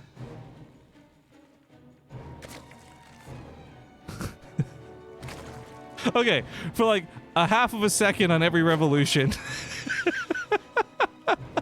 It works. This was not worth the time it took to do. At any rate, poor Damaja. I feel for him because what he just died to was a pretty bullshit thing to die to, if we're going to be honest. However, it's one of those things that if a Zerg player realizes it's coming ahead of time, often won't catch them off guard, and we saw Damaja make halfway measures to prevent that from happening. He had repositioned his Spore Crawler on the right side of his base. He had the Queens tentative to leave for the main. They wanted to stay at the main base and pick off that already sort of low Warp Prism. I say sort of low because I don't think it was actually attacked. I was thinking about a different game. But yeah, Damaja was doing the best with his delayed information. I really truly think that if he had a better idea that was coming sooner, he wouldn't have died so miserably. But it's one of those things with Protoss that when they get to snowball out of control, they really... I think that's why you see so much balance money about Protoss, by the way. It's because no other race gets as out of control as Protoss does when it gets ahead, right? And the point is, like, if you're ahead in the game, obviously you should be winning the game. I'm not arguing that. It's just more to the point that that looked like so freaking broken in the hands of somebody like Showtime. And it really did. But Damaja's a smart cookie. We'll see if you can keep up with him here on round 2. Maybe things go a little bit better. Either way, we have the Adept heading across the map. So that'll be some scouting. The probe actually lived, by the way, which last time Damaja did barely get. So not so good this time for Damaja. But also not the end of the world that he didn't kill a probe. The Adept's going to transfer up to the main base. It's not really a lot for him to scout at the moment. I guess you'll see the lower amount of gas being taken right now, and that's okay. Other than that, like I said, not really a lot to confirm. He knows. I think he knows what he's going to confirm now, the third base. So for Showtime, it's not a question of like what his opponent's doing right now. It's a question of what does he want to do, and what he wants to do is a little cheeky. So on one side of this, it could be Archons, right? There's actually a very normal build. Zest popularized it. We've all seen it. It's the double Archon Warp Prism drop. However, Showtime has, with all his scouting, realized that there's no Spore Crawlers at the time at which he looked. There typically wouldn't be blindly anyways, because no air units were shown in this game. So you wouldn't need Spore Crawlers. But what would be funny is if this meant the lack of detection killed Damaja. Now it's not, because he is going to go for Spore Crawlers, so they might be better off just being Archons. And this attack's actually a little bit scary. The building's getting a bit low, so he's actually having to layer in another gateway, another pylon to make sure these lings don't break into the base. The Stalker's also a little bit on the low side too, so his shield battery goes down over here. Typically, it's the Adept in the wall because she can transfer out and get behind the buildings, so losing that Stalker actually kind of sucks for Showtime a fair bit. But as we can see here, Damaja has lost a lot of Zerglings, just barely breaking the wall. And even then, he's not really picking off anything too critical, right? Like, if he had picked off the Cyber Core, if this had been his point of focus, he may have been able to deny Warp Gate. In fear of that happening, Showtime actually started chronoing this out. This is starting to snowball a little bit. Nothing too crazy. With the shield batteries finishing up, he'll hold this, but for a brief moment, I guarantee you, even somebody like Showtime was panicking for a second. For a hot second. However, most of what he lost was structural damage. Not really anything too devastating at the end of the day. The Cyber Core is actually a big hamper on his production in terms of like building more depths, but for somebody who is possibly just going for a Dark Shrine and Archons anyways, it actually isn't that big of a deal. Did they change the APM count? Oh, right. So Zerg, anytime you're spectating a Zerg player, typically their APM is going to be a little bit higher than most other players, even if it's only an averagely low amount, and that's because of the way Larva interacts with things. Couple that now with the fact that you've got players who have many different hotkeys dancing around their keyboard like maniacs, and that APM thing spikes up really high. TLO was always a really good example of this. Anytime we cast TLO, his APM would be like in the thousands regularly. And people would think that it was broken, but that's just the way his hotkeys would interface with the Zerg mechanics already in place in the game. Now these DTs, they're enough that they could just nuke down the Spore Crawler, but realizing there's nothing to oppose them, they just go for the Queens instead. The drones try and surround this. He'll pick up some of these DTs. Not all of them are going to get out of this alive, though. So the 5 of them's plenty. He gets a little bit more damage done, and he can turn this into a double Archon if he wants to. He's going to warp in more on the front lines. It's a Zealot. I mean, this feels so cheesy and funny to watch. If he can get the surface area to just kill that Spore Crawler, though, there's no contest, but he's not going for the Spore Crawler. Overseer's out, so detection's no longer the thing. It's just raw damage. And I mean, DTs, we often forget, they hit about as hard as an Immortal, except on everything instead of just armored units. So they slice these roaches up real good. The Archons are going to be a problem on top of this, and Force Field on the ramp at any point is going to kill Damaja.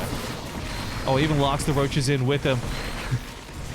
You think I'm trapped in here with you? You're trapped in here with me. I mean, he could warp in another sentry. I don't think he needs to, though. I think Showtime is fully aware he's got like the big dick energy to just win this game with what he has. A little bit of Warpers and Micro to add to that sauce. The Archons have barely been touched, so they got a lot of shields when this goes on. And the Zealots are picking off anything that comes out and spawns anew. Even that sentry barely alive only finally now goes down. And I mean, at the end of the day, this is going to hurt for Damaja in so many ways. And forget the economics of this. Forget the income graph winning for Showtime. Damaja is just straight up losing the army battle. If he can never win this army battle, he can never recover to do anything else. And that's sadly where this game looks like it might just come to a conclusion. Damaja, great Zerg player, but Showtime, greater Protoss player. It should send him sailing to the semifinals. I hate to be that guy who's so bleak like it's already over, but guys, with the layer going down, this game is already over because that kills any future detection. He can't build overseers. Showtime could probably just win this game with DTs. He's even being like a little complacent here. Let's the Archon die. He totally could have picked it up and saved it, but he doesn't need to, and I think he knows that too. More being made, of course, as we speak. This Archon's shuffled to the front line. The Immortals come in. 2 of them's already too much. Oh, stop killing him. He's already dead. He's got the micro moves with that Warp Prism. He's just flexing at this point. He's just showing off. The word show is in his name. It's Showtime, baby. As he drags and drops that Archon's almost out of shields. It can't take much more for damage, but it's dealing a ton with every shot. And there's the GG. Good luck. Oh, Damaja will sadly tap out, but Showtime will, not so surprisingly, advance on in the brackets.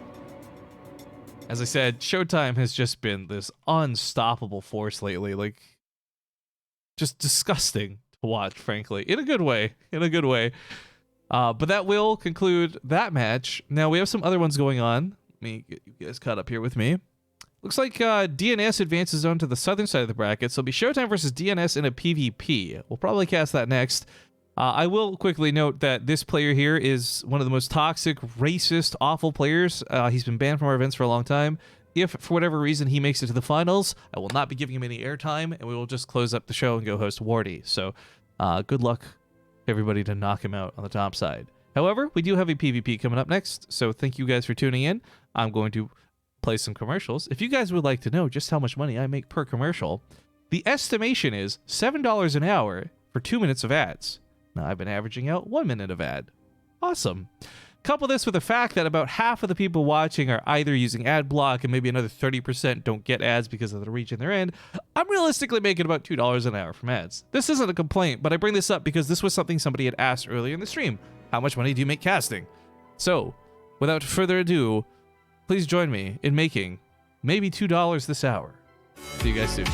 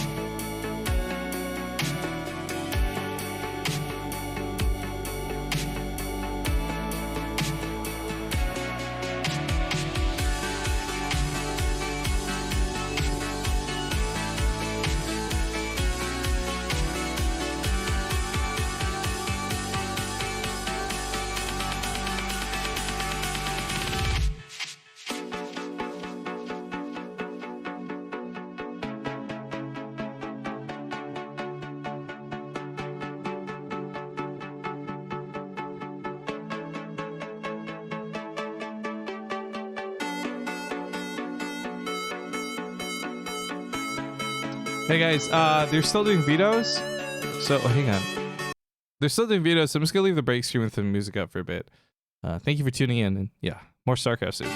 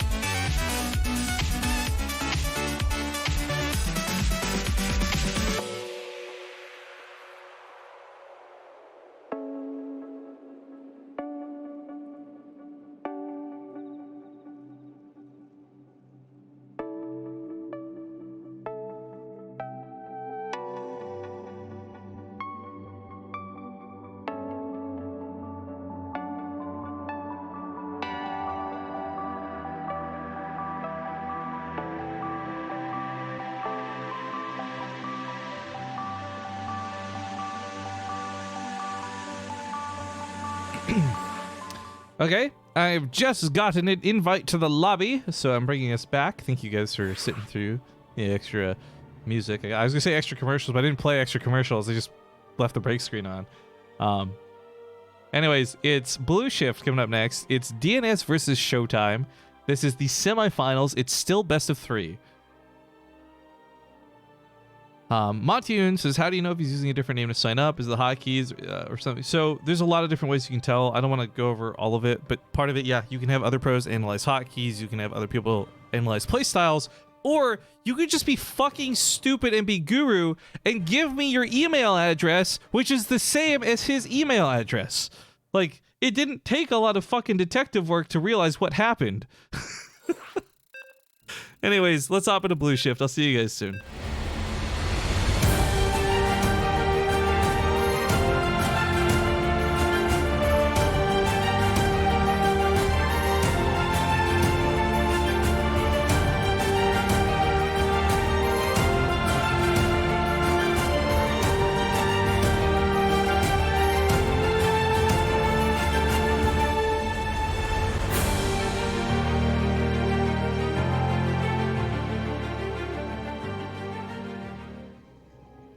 Okay, we're back. It's game 1 in a brand new best of 3. I'm triple checking that I'm not muted. Let's get into it. It's the semifinals for this week's Go for Starcraft. It's the first one of December. Spawning here on the bottom left side of the map, we do have the very talented French player known as DNS. And in the top right, we have the blue Protoss. He's kicking so much ass, it's Showtime. Now, I don't really know how to call this PvP, because in the past, and I'm talking like pre-patch, pre-shield battery nerf, etc., DNS was actually somebody who could totally go toe-to-toe with Showtime, and DNS was like one of the better PvP players in Europe for a little bit of time. Of course, every player kind of has their waves. They come and they go at being really good at X matchup and then falling off later. Whatever. I think that if DNS is as strong as I perceive him to be, this should actually be a tough series for Showtime. However, as much as I would like to theoretically discuss what Showtime would or would not be weak to, one thing that is for damn sure is that over the last week, this guy has not been weak to anything. He has just been a monster, a titan of a Protoss player. And I think I would be foolish to bet against him. So cheering for Showtime. Good luck, have fun. But it would be cool to see DNS possibly be able to dethrone this guy. As I mentioned, though, there's a bracket that you guys can follow. Just looking over here. Yeah, so Bly is playing against a player named Wanderer. I'm kind of hoping Bly makes it to the semifinals, too. Very, very fun guy. Very good friend of the channel. But as I mentioned, there's also a lot of other good StarCraft 2 content going on today. Well, that's not true. There's a lot of other StarCraft 2 content going on today. But if you want to check out some good content, be sure to check out Wardy's channel, twitch.tv/Wardy. As I had said, this wasn't really a scheduled cast. I don't follow a lot of StarCraft 2 when it's like not our events anymore, but I'm awake. I was feeling like, you know what? I love StarCraft. Let's cast some games. There's some good players signed up. I love seeing some Showtime. But ultimately, just so you guys are aware, I'm not being paid or promoted. I am just planning to host Wardy once this is all said and done. So I don't have like a big show lined up for today. We'll finish up, whether it's stopping after this game because of the other semifinals match or whether it's going all the way through to the finals. The plan is just kind of cast and hopefully host Wardy when it's all said and done. Although I don't know how the pacing of his games are going because I now realize they're not being updated on Team Liquid. So I don't know if his day is almost over or halfway done or what. If one of you guys actually have an update for me, that'd be awesome. But it does look like they've played out about half the group. So fingers crossed that timing works out, that we can help them out a little bit with a host. Either way, Showtime marches across the map now with a couple of stalkers. Nexus timings are pretty similar. He's obviously not going to kill this Nexus with 2 stalkers. Not only will DNS just have home field advantage, he'll have more stalkers too. But I do want to talk a little bit about some of the patch changes. Well, really just the one, and that's around the shield battery right now. The shield battery has been such an integral part of a lot of these Protoss games you've been watching over the last few months, whether it's BlizzCon or otherwise. And one of the changes in the patch was they did nerf its health and shields. 50 health, 50 shields, just gone. So 150 health, 150 shields total. Suddenly it's a lot easier to break these shield batteries. In a lot of situations, though, it's still just as powerful. It still comes with full energy. It still has that really rapid healing rate. So, I mean, the shield battery's effectiveness hasn't been nerfed. It's only its durability. In a PvP, early game battles can sometimes be determined by this. We've seen a lot of immortal pushes that should otherwise win the game actually stall out against shield batteries, combined with a good sentry or force field or 2, of course. But I bring this up not because I think that this will happen, but it is just worth noting because a lot of these changes have still not been realized by everybody, and some of the pros actually in this. I don't want to say who, but I did have somebody message me the other day and say, I was watching you cast my game and you kept mentioning fungal growth. I didn't even know fungal growth was changed. I'm like, way to go, dude. Way to go.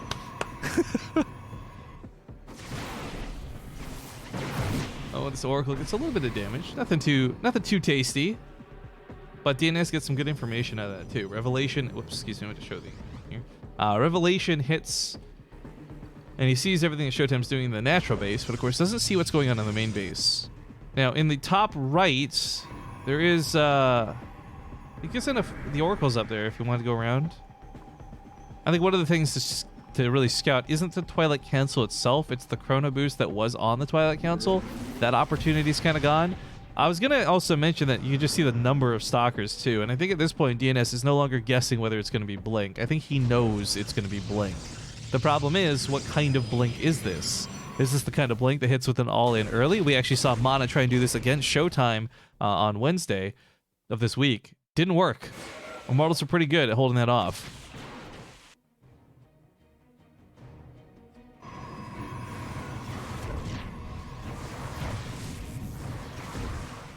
The Adepts get in and grab some kills. This is a little unexpected.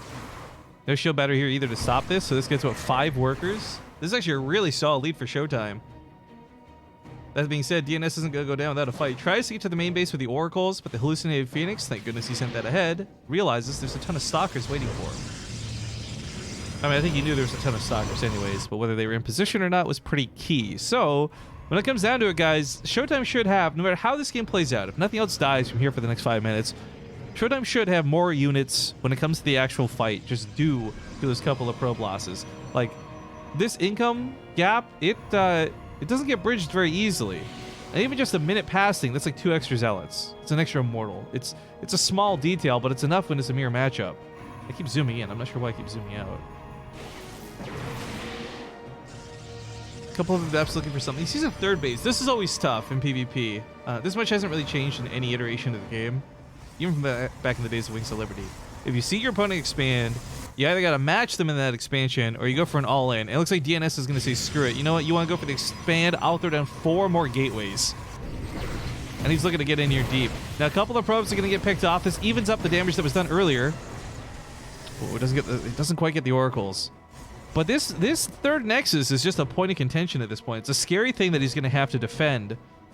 Oh, this Dratini just ran away on me. Fuck my life. Sorry. Excuse me. Pokemon outburst. That's third base. Well, it looks like an advantage, and it might be still. It is at the moment just like a really open, exposed point that DNS could apply pressure to if he was hitting with that all in. But I say if because he's not. He's actually taking his own third base to try and match that of Showtime's. And I guess feeling confident, there was this probably line he was walking where if those oracles didn't get some damage done, he wouldn't feel comfortable taking the space because he knows he's behind. Kills the workers, evens up the worker count. Suddenly this third base is a lot more justifiable. But I think with those extra gateways, DNS did have some plans to possibly hit with an all-in. Obviously, it didn't play out like that, but that's how this game could have gone. Also, man, I love this Archon skin. I have nothing really good to say about a lot of the Protoss skins from the most recent war chest. And you'll note that DNS is not using a lot of those skins, like the Immortals, for example, etc. But I do love the Archon skin. The little swirly atom balls, I don't know what you want to call them, but just the electrons flying around the Archons look really cool. Looking for some watchtower control. All right. Just kind of playing at the top side of the field. For Showtime, it's just a little bit tough. He doesn't have like observers and a bunch of pylons out, but he does have a little bit of vision where it matters. This pylon, for example, it's the War Prison that skirts right on the top side of the map. This will catch it on the right side. Oh man, Nyx is here. Guys, I've got to do something. This is a quick... artists dedicate songs to people. I'm gonna dedicate this little soundbite to Nyx for tuning in. Please don't be super loud.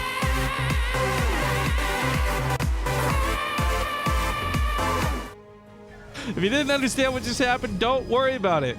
But good morning, my good friendo. I hope you're doing well. The attack on the left side from Showtime is gonna have a little bit more Archons, but a little bit less Immortals, which kind of question marks whether this will be great or not. DNS is such a thick defense down here to the bottom, and I'm saying that with 2 C's, because it's a lot of stasis traps. Showtime just simply wouldn't be able to fight that. Obviously, he doesn't know that either. Ooh, these Oracles get in there and grab 8 kills while this goes on.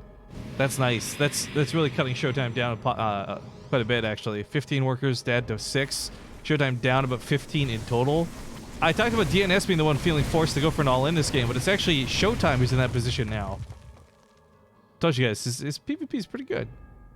That being said, though, can he close it? I gotta say, with so many stasis traps, with such an investment in defense here, I can't see Showtime winning this fight. There's just too much to come up against. But at the same time, he's feeling pressure to go for an attack because of what happened there with the probes. Like, he's lost a lot. Triggers one of the stasis traps. Okay, he's got an observer with this, so he'll see the others. I mean, you can see it, but I mean, does he notice it? An interesting concave to start. There's more Archons shooting Zealots than there were for the other side. So Showtime will tear through the first wave of Zealots. If those Zealots stay dead... Oh, the stasis trap! Forget the victory the Zealots just had! It's been removed! That being said, it's still 5 Archons. The Immortals don't deal bonus damage to Archons. They're being pushed back. Splash damage hurts DNS in this situation. And as soon as these Zealots become unleashed, this gets even better for Showtime.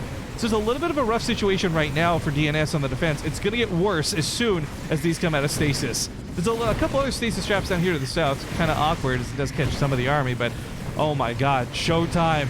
Who is he so good at PvP, guys? All of that, so much of that came down. I really, that's what we want. I hope I don't get left out of the next game for doing this. I just gotta go back to this fight because positioning here was so important. Whoops. All right, let's fast play this for a second here. All right, right here, right? Watch this. He baits him. That little move back brought all of the Zealots into range of Showtime's units without all of these units being in range of DNS's. Oh, this was so sick. God damn it, Showtime. You're so good at this game. So many subtle things I just love watching. P-Knuckle, thank you for the 200 bits. I also got to say, like, 2 years ago, Rifkin would not even be smart enough to, like, catch these moves. He would just be like, oh, cool, he won. Like, mwah, Showtime. Fucking badass. Anyways, P-Knuckle, 200 bits screaming along with the music. Thank you for that, dude. All right, as we continue on with the cast, like I said, this PvP is heating up. It for a brief moment really didn't look like that would go in the favor of Showtime at all, but that fight, oh, so good. The next map is Kairos Junction. I haven't made an intro for this one yet, but I have recorded footage for it. The most difficult thing I'm finding is getting music for these intros. I've started, as of 3 seasons ago, I started paying for music, right? So that we would have licensing and I wouldn't have to worry about, you know, VODs getting muted or more scary copyright strikes. So I've got some good songs picked out for some of them. I got this one I like quite a bit. I'm just going to kind of ghetto play this while we hop in. So we're just waiting for the lobby to get up. Got the Polish caster coming in. Come on, Evie. Get in that ball! Alright, so this is the music I was thinking of for this intro. Let me know what you guys think.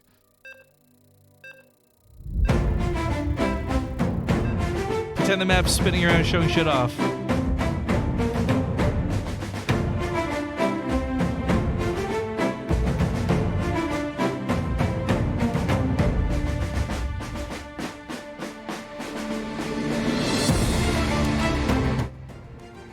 Actually, this is just better than Starcraft. You just leave this on for a bit. Spotting at the top left side of the map, we got the red Protoss Showtime. And it's the bottom right, the blue Protoss DNS.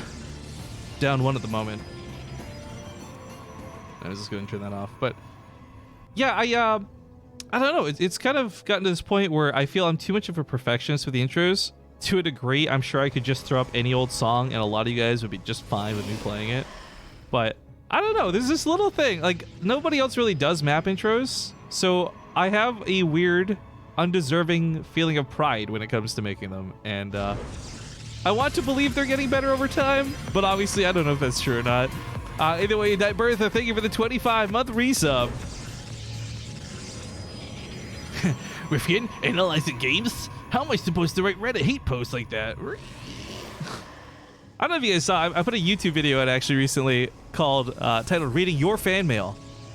And obviously I get a lot of hate. It comes with the territory. Obviously you put yourself out there. Some people are going to love you. Some people are going to hate you. And I just want to make it clear. I'm not like, oh, Rifkin, poor me. Like, I get it. It's going to happen. And this one particular nasty hate mail that I thought was funny, was just really going out of its way to dive into me. And like, Zombie Grub, you know, you're such a great caster. Why do you waste your time with this guy? He's fat, he's shitty, he's lazy, he's terrible, blah, blah, blah.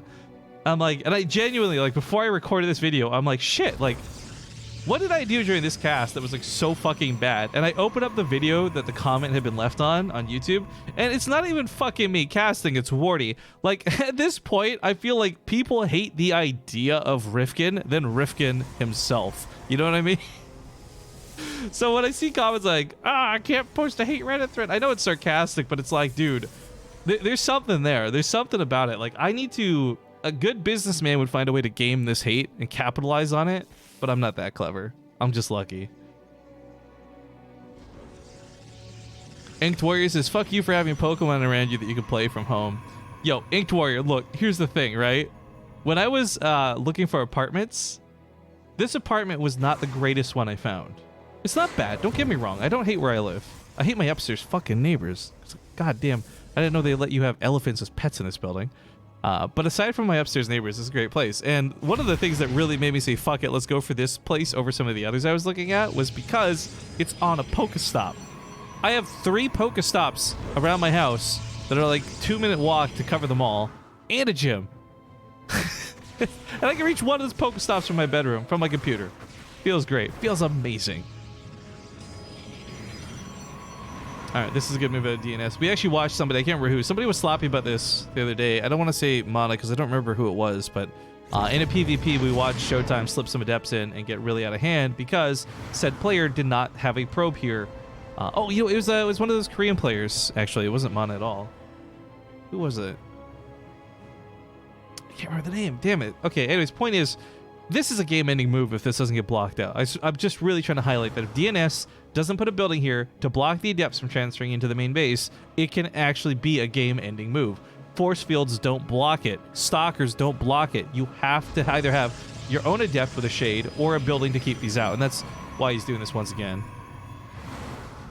So it sucks having to build cancel, but Showtime's invested in more adepts than you would expect at this stage of the game. That being said, we have a real Phoenix heading over top, so it will actually survive to get some scouting. A shield battery is placed in the main. DNS was really paranoid about this attack, being a little more all-in than it was. However, Showtime does place a Nexus on his side of the field. In fact, it was up a little bit sooner than DNS is by the looks of things. So it sucks they didn't really get to use the adepts, but we'll see if he plans to invest into them or not. One of the things we'll be looking for is the Twilight Council that will come paired out with Resonating Glaives. And I think in some of the early game engagements especially, adepts have a lot more power over zealots. I truly believe at the end of the day, Archon Zealot is probably the best in-game composition you're going to want, but early game, adepts have a lot of power.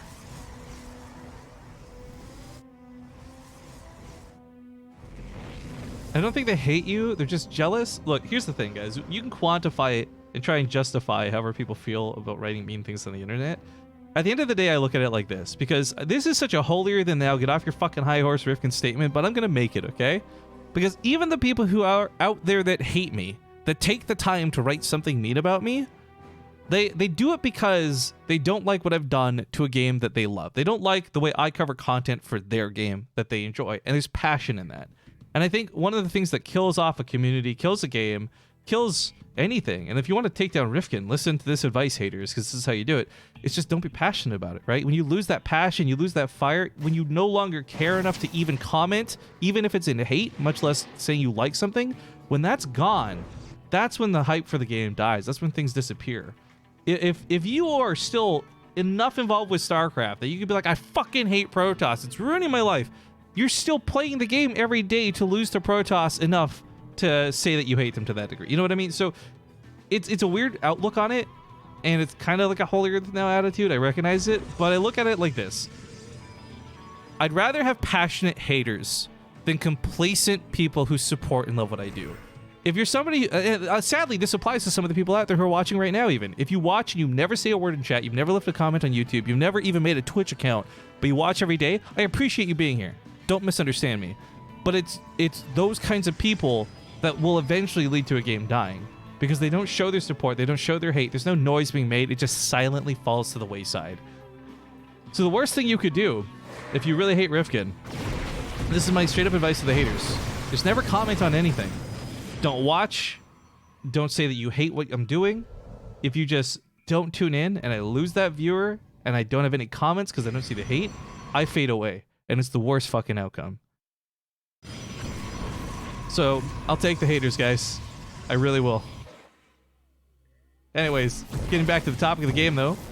We got, +1 weapons finishing up, but that Oracle comes in and disrupts things quite a bit. 5 workers dead, and he gets out of there alive. Ooh.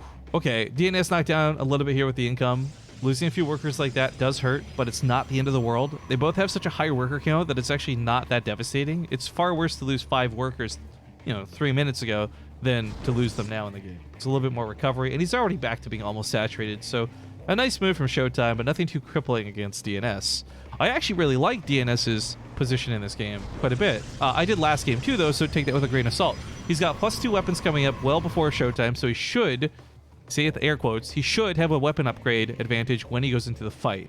On top of this, well, actually, the upgrade might just be his best thing. Showtime does have his Templar Archives coming out, so he'll be a little bit behind in Archon production, but he's banking the gas. And frankly, for Protoss, the cost of making an Archon is a lot tougher than the production rate at which you make them. So he could, and would have enough Archons when the fight actually comes down to it. But again, disadvantage through upgrades ever so slightly. But a lot of this disadvantage is made up over time. Like, Charge is done much sooner for DNS, but he's not pushing, he's not attacking, he doesn't get an advantage out of it, right? So Showtime will have Charge to meet Charge when the fight comes down. It may be a difference in +3 weapons, or if DNS plays this too passively, there might be no weapon upgrade advantage at all. I love this, though. The dedication to still 8 minutes in the game. You were past the point of Adepts even really being on the thought of most people's mind, but instead he sits here waiting to place down the shield battery. Nothing but respect for Showtime, guys. He plays this game so well. Now, that's a fancy-ass looking Warp Prism, and it looks so good in blue. DNS pushing out. This should be a timing advantage for him. There's about a good almost minute, a little bit less than a minute, more like 40 seconds, before Showtime will have his plus weapons upgrade. So if DNS can hit soon, he will be hitting harder. But we'll see if it's enough. Xenio says, that's me. This is my first message in the chat. Well, dude, I mean, I don't want to guilt you into saying hi, but I'm glad you said hi. So hello, good morning. This stasis trap is so critical. This will stall out DNS's attack. It takes out most of his big units like Archons, which really sucks for him. Oh my god, Showtime pounces on this. So Showtime doesn't have that weapon upgrade lead, but he can turn around and pounce on the Archons. I mean, DNS might just have to try and tactically recall out of this. I don't know if he can protect this. Look at, he's fully surrounded. Not a situation you want to find yourself in. Plus 2 weapons is done in 8 seconds here for Showtime as well. So that fight won't have that upgrade lead for very long for DNS. He's down in army supply by quite a bit. The Archons gone from the fight are a pretty big influence on this. And now it's Zealots. Oh, just giving charge to the rest of the army. DNS is dead. Oh my god, that stasis trap. Like, that single stasis trap not only completely stopped the attack for DNS, it killed his most critical units in the army. GG. It's a sad, slow death, but it's one that comes justifiably. Showtime will take this series 2-0 and move on to the grand finals. And I'm not exaggerating. I'm not hyperbolizing. He is actually just like the best player right now that we're seeing. You know, Cyril's taking a bit of a break right now. He's not playing in a lot of stuff. I've invited him to things, and he says he'd like to chill out a bit. And in this period of chilling out, he has like passed the torch off to Showtime. Like, holy freaking cannoli. But here's where things get a little bit awkward, guys. Unfortunately, the player that I mentioned earlier that I did not want to give any airtime to appears to have advanced, and he is playing in the semifinals for supply. Oops, excuse me. What I could and should do in most situations is just wait it out and see if he makes it to the finals before calling it an end to the stream. But today was planned to be short and sweet anyways, as I was not planning to stream in the first place. So what we're going to do is call it early. I'm going to go host up Wardy. He is currently casting Drogo versus Gumiho by the looks of things. But I have 2 different channels I'd actually love to recommend to you guys while I do this. Because I'm just basically sharing around my favorite people at this point. On one hand, we have Wardy, who I've just been advertising all day. And I'll probably go hang out in his chat for a little bit. Doing quite well with the viewers. Let's hopefully give him a nice bump. But I'm going to definitely be hanging out in my friend Sky's channel. She does a lot of Fortnite stuff. I don't know what she's doing today. I just saw her go live. So I will be in one of 2, if not both of these Twitch channels if you guys want to keep hanging out. Otherwise, I hope you have a great fucking morning. Thank you so much for joining me today. But as I said, I'm going to go host Wardy. So give him some love, be super kind, and support his tournament.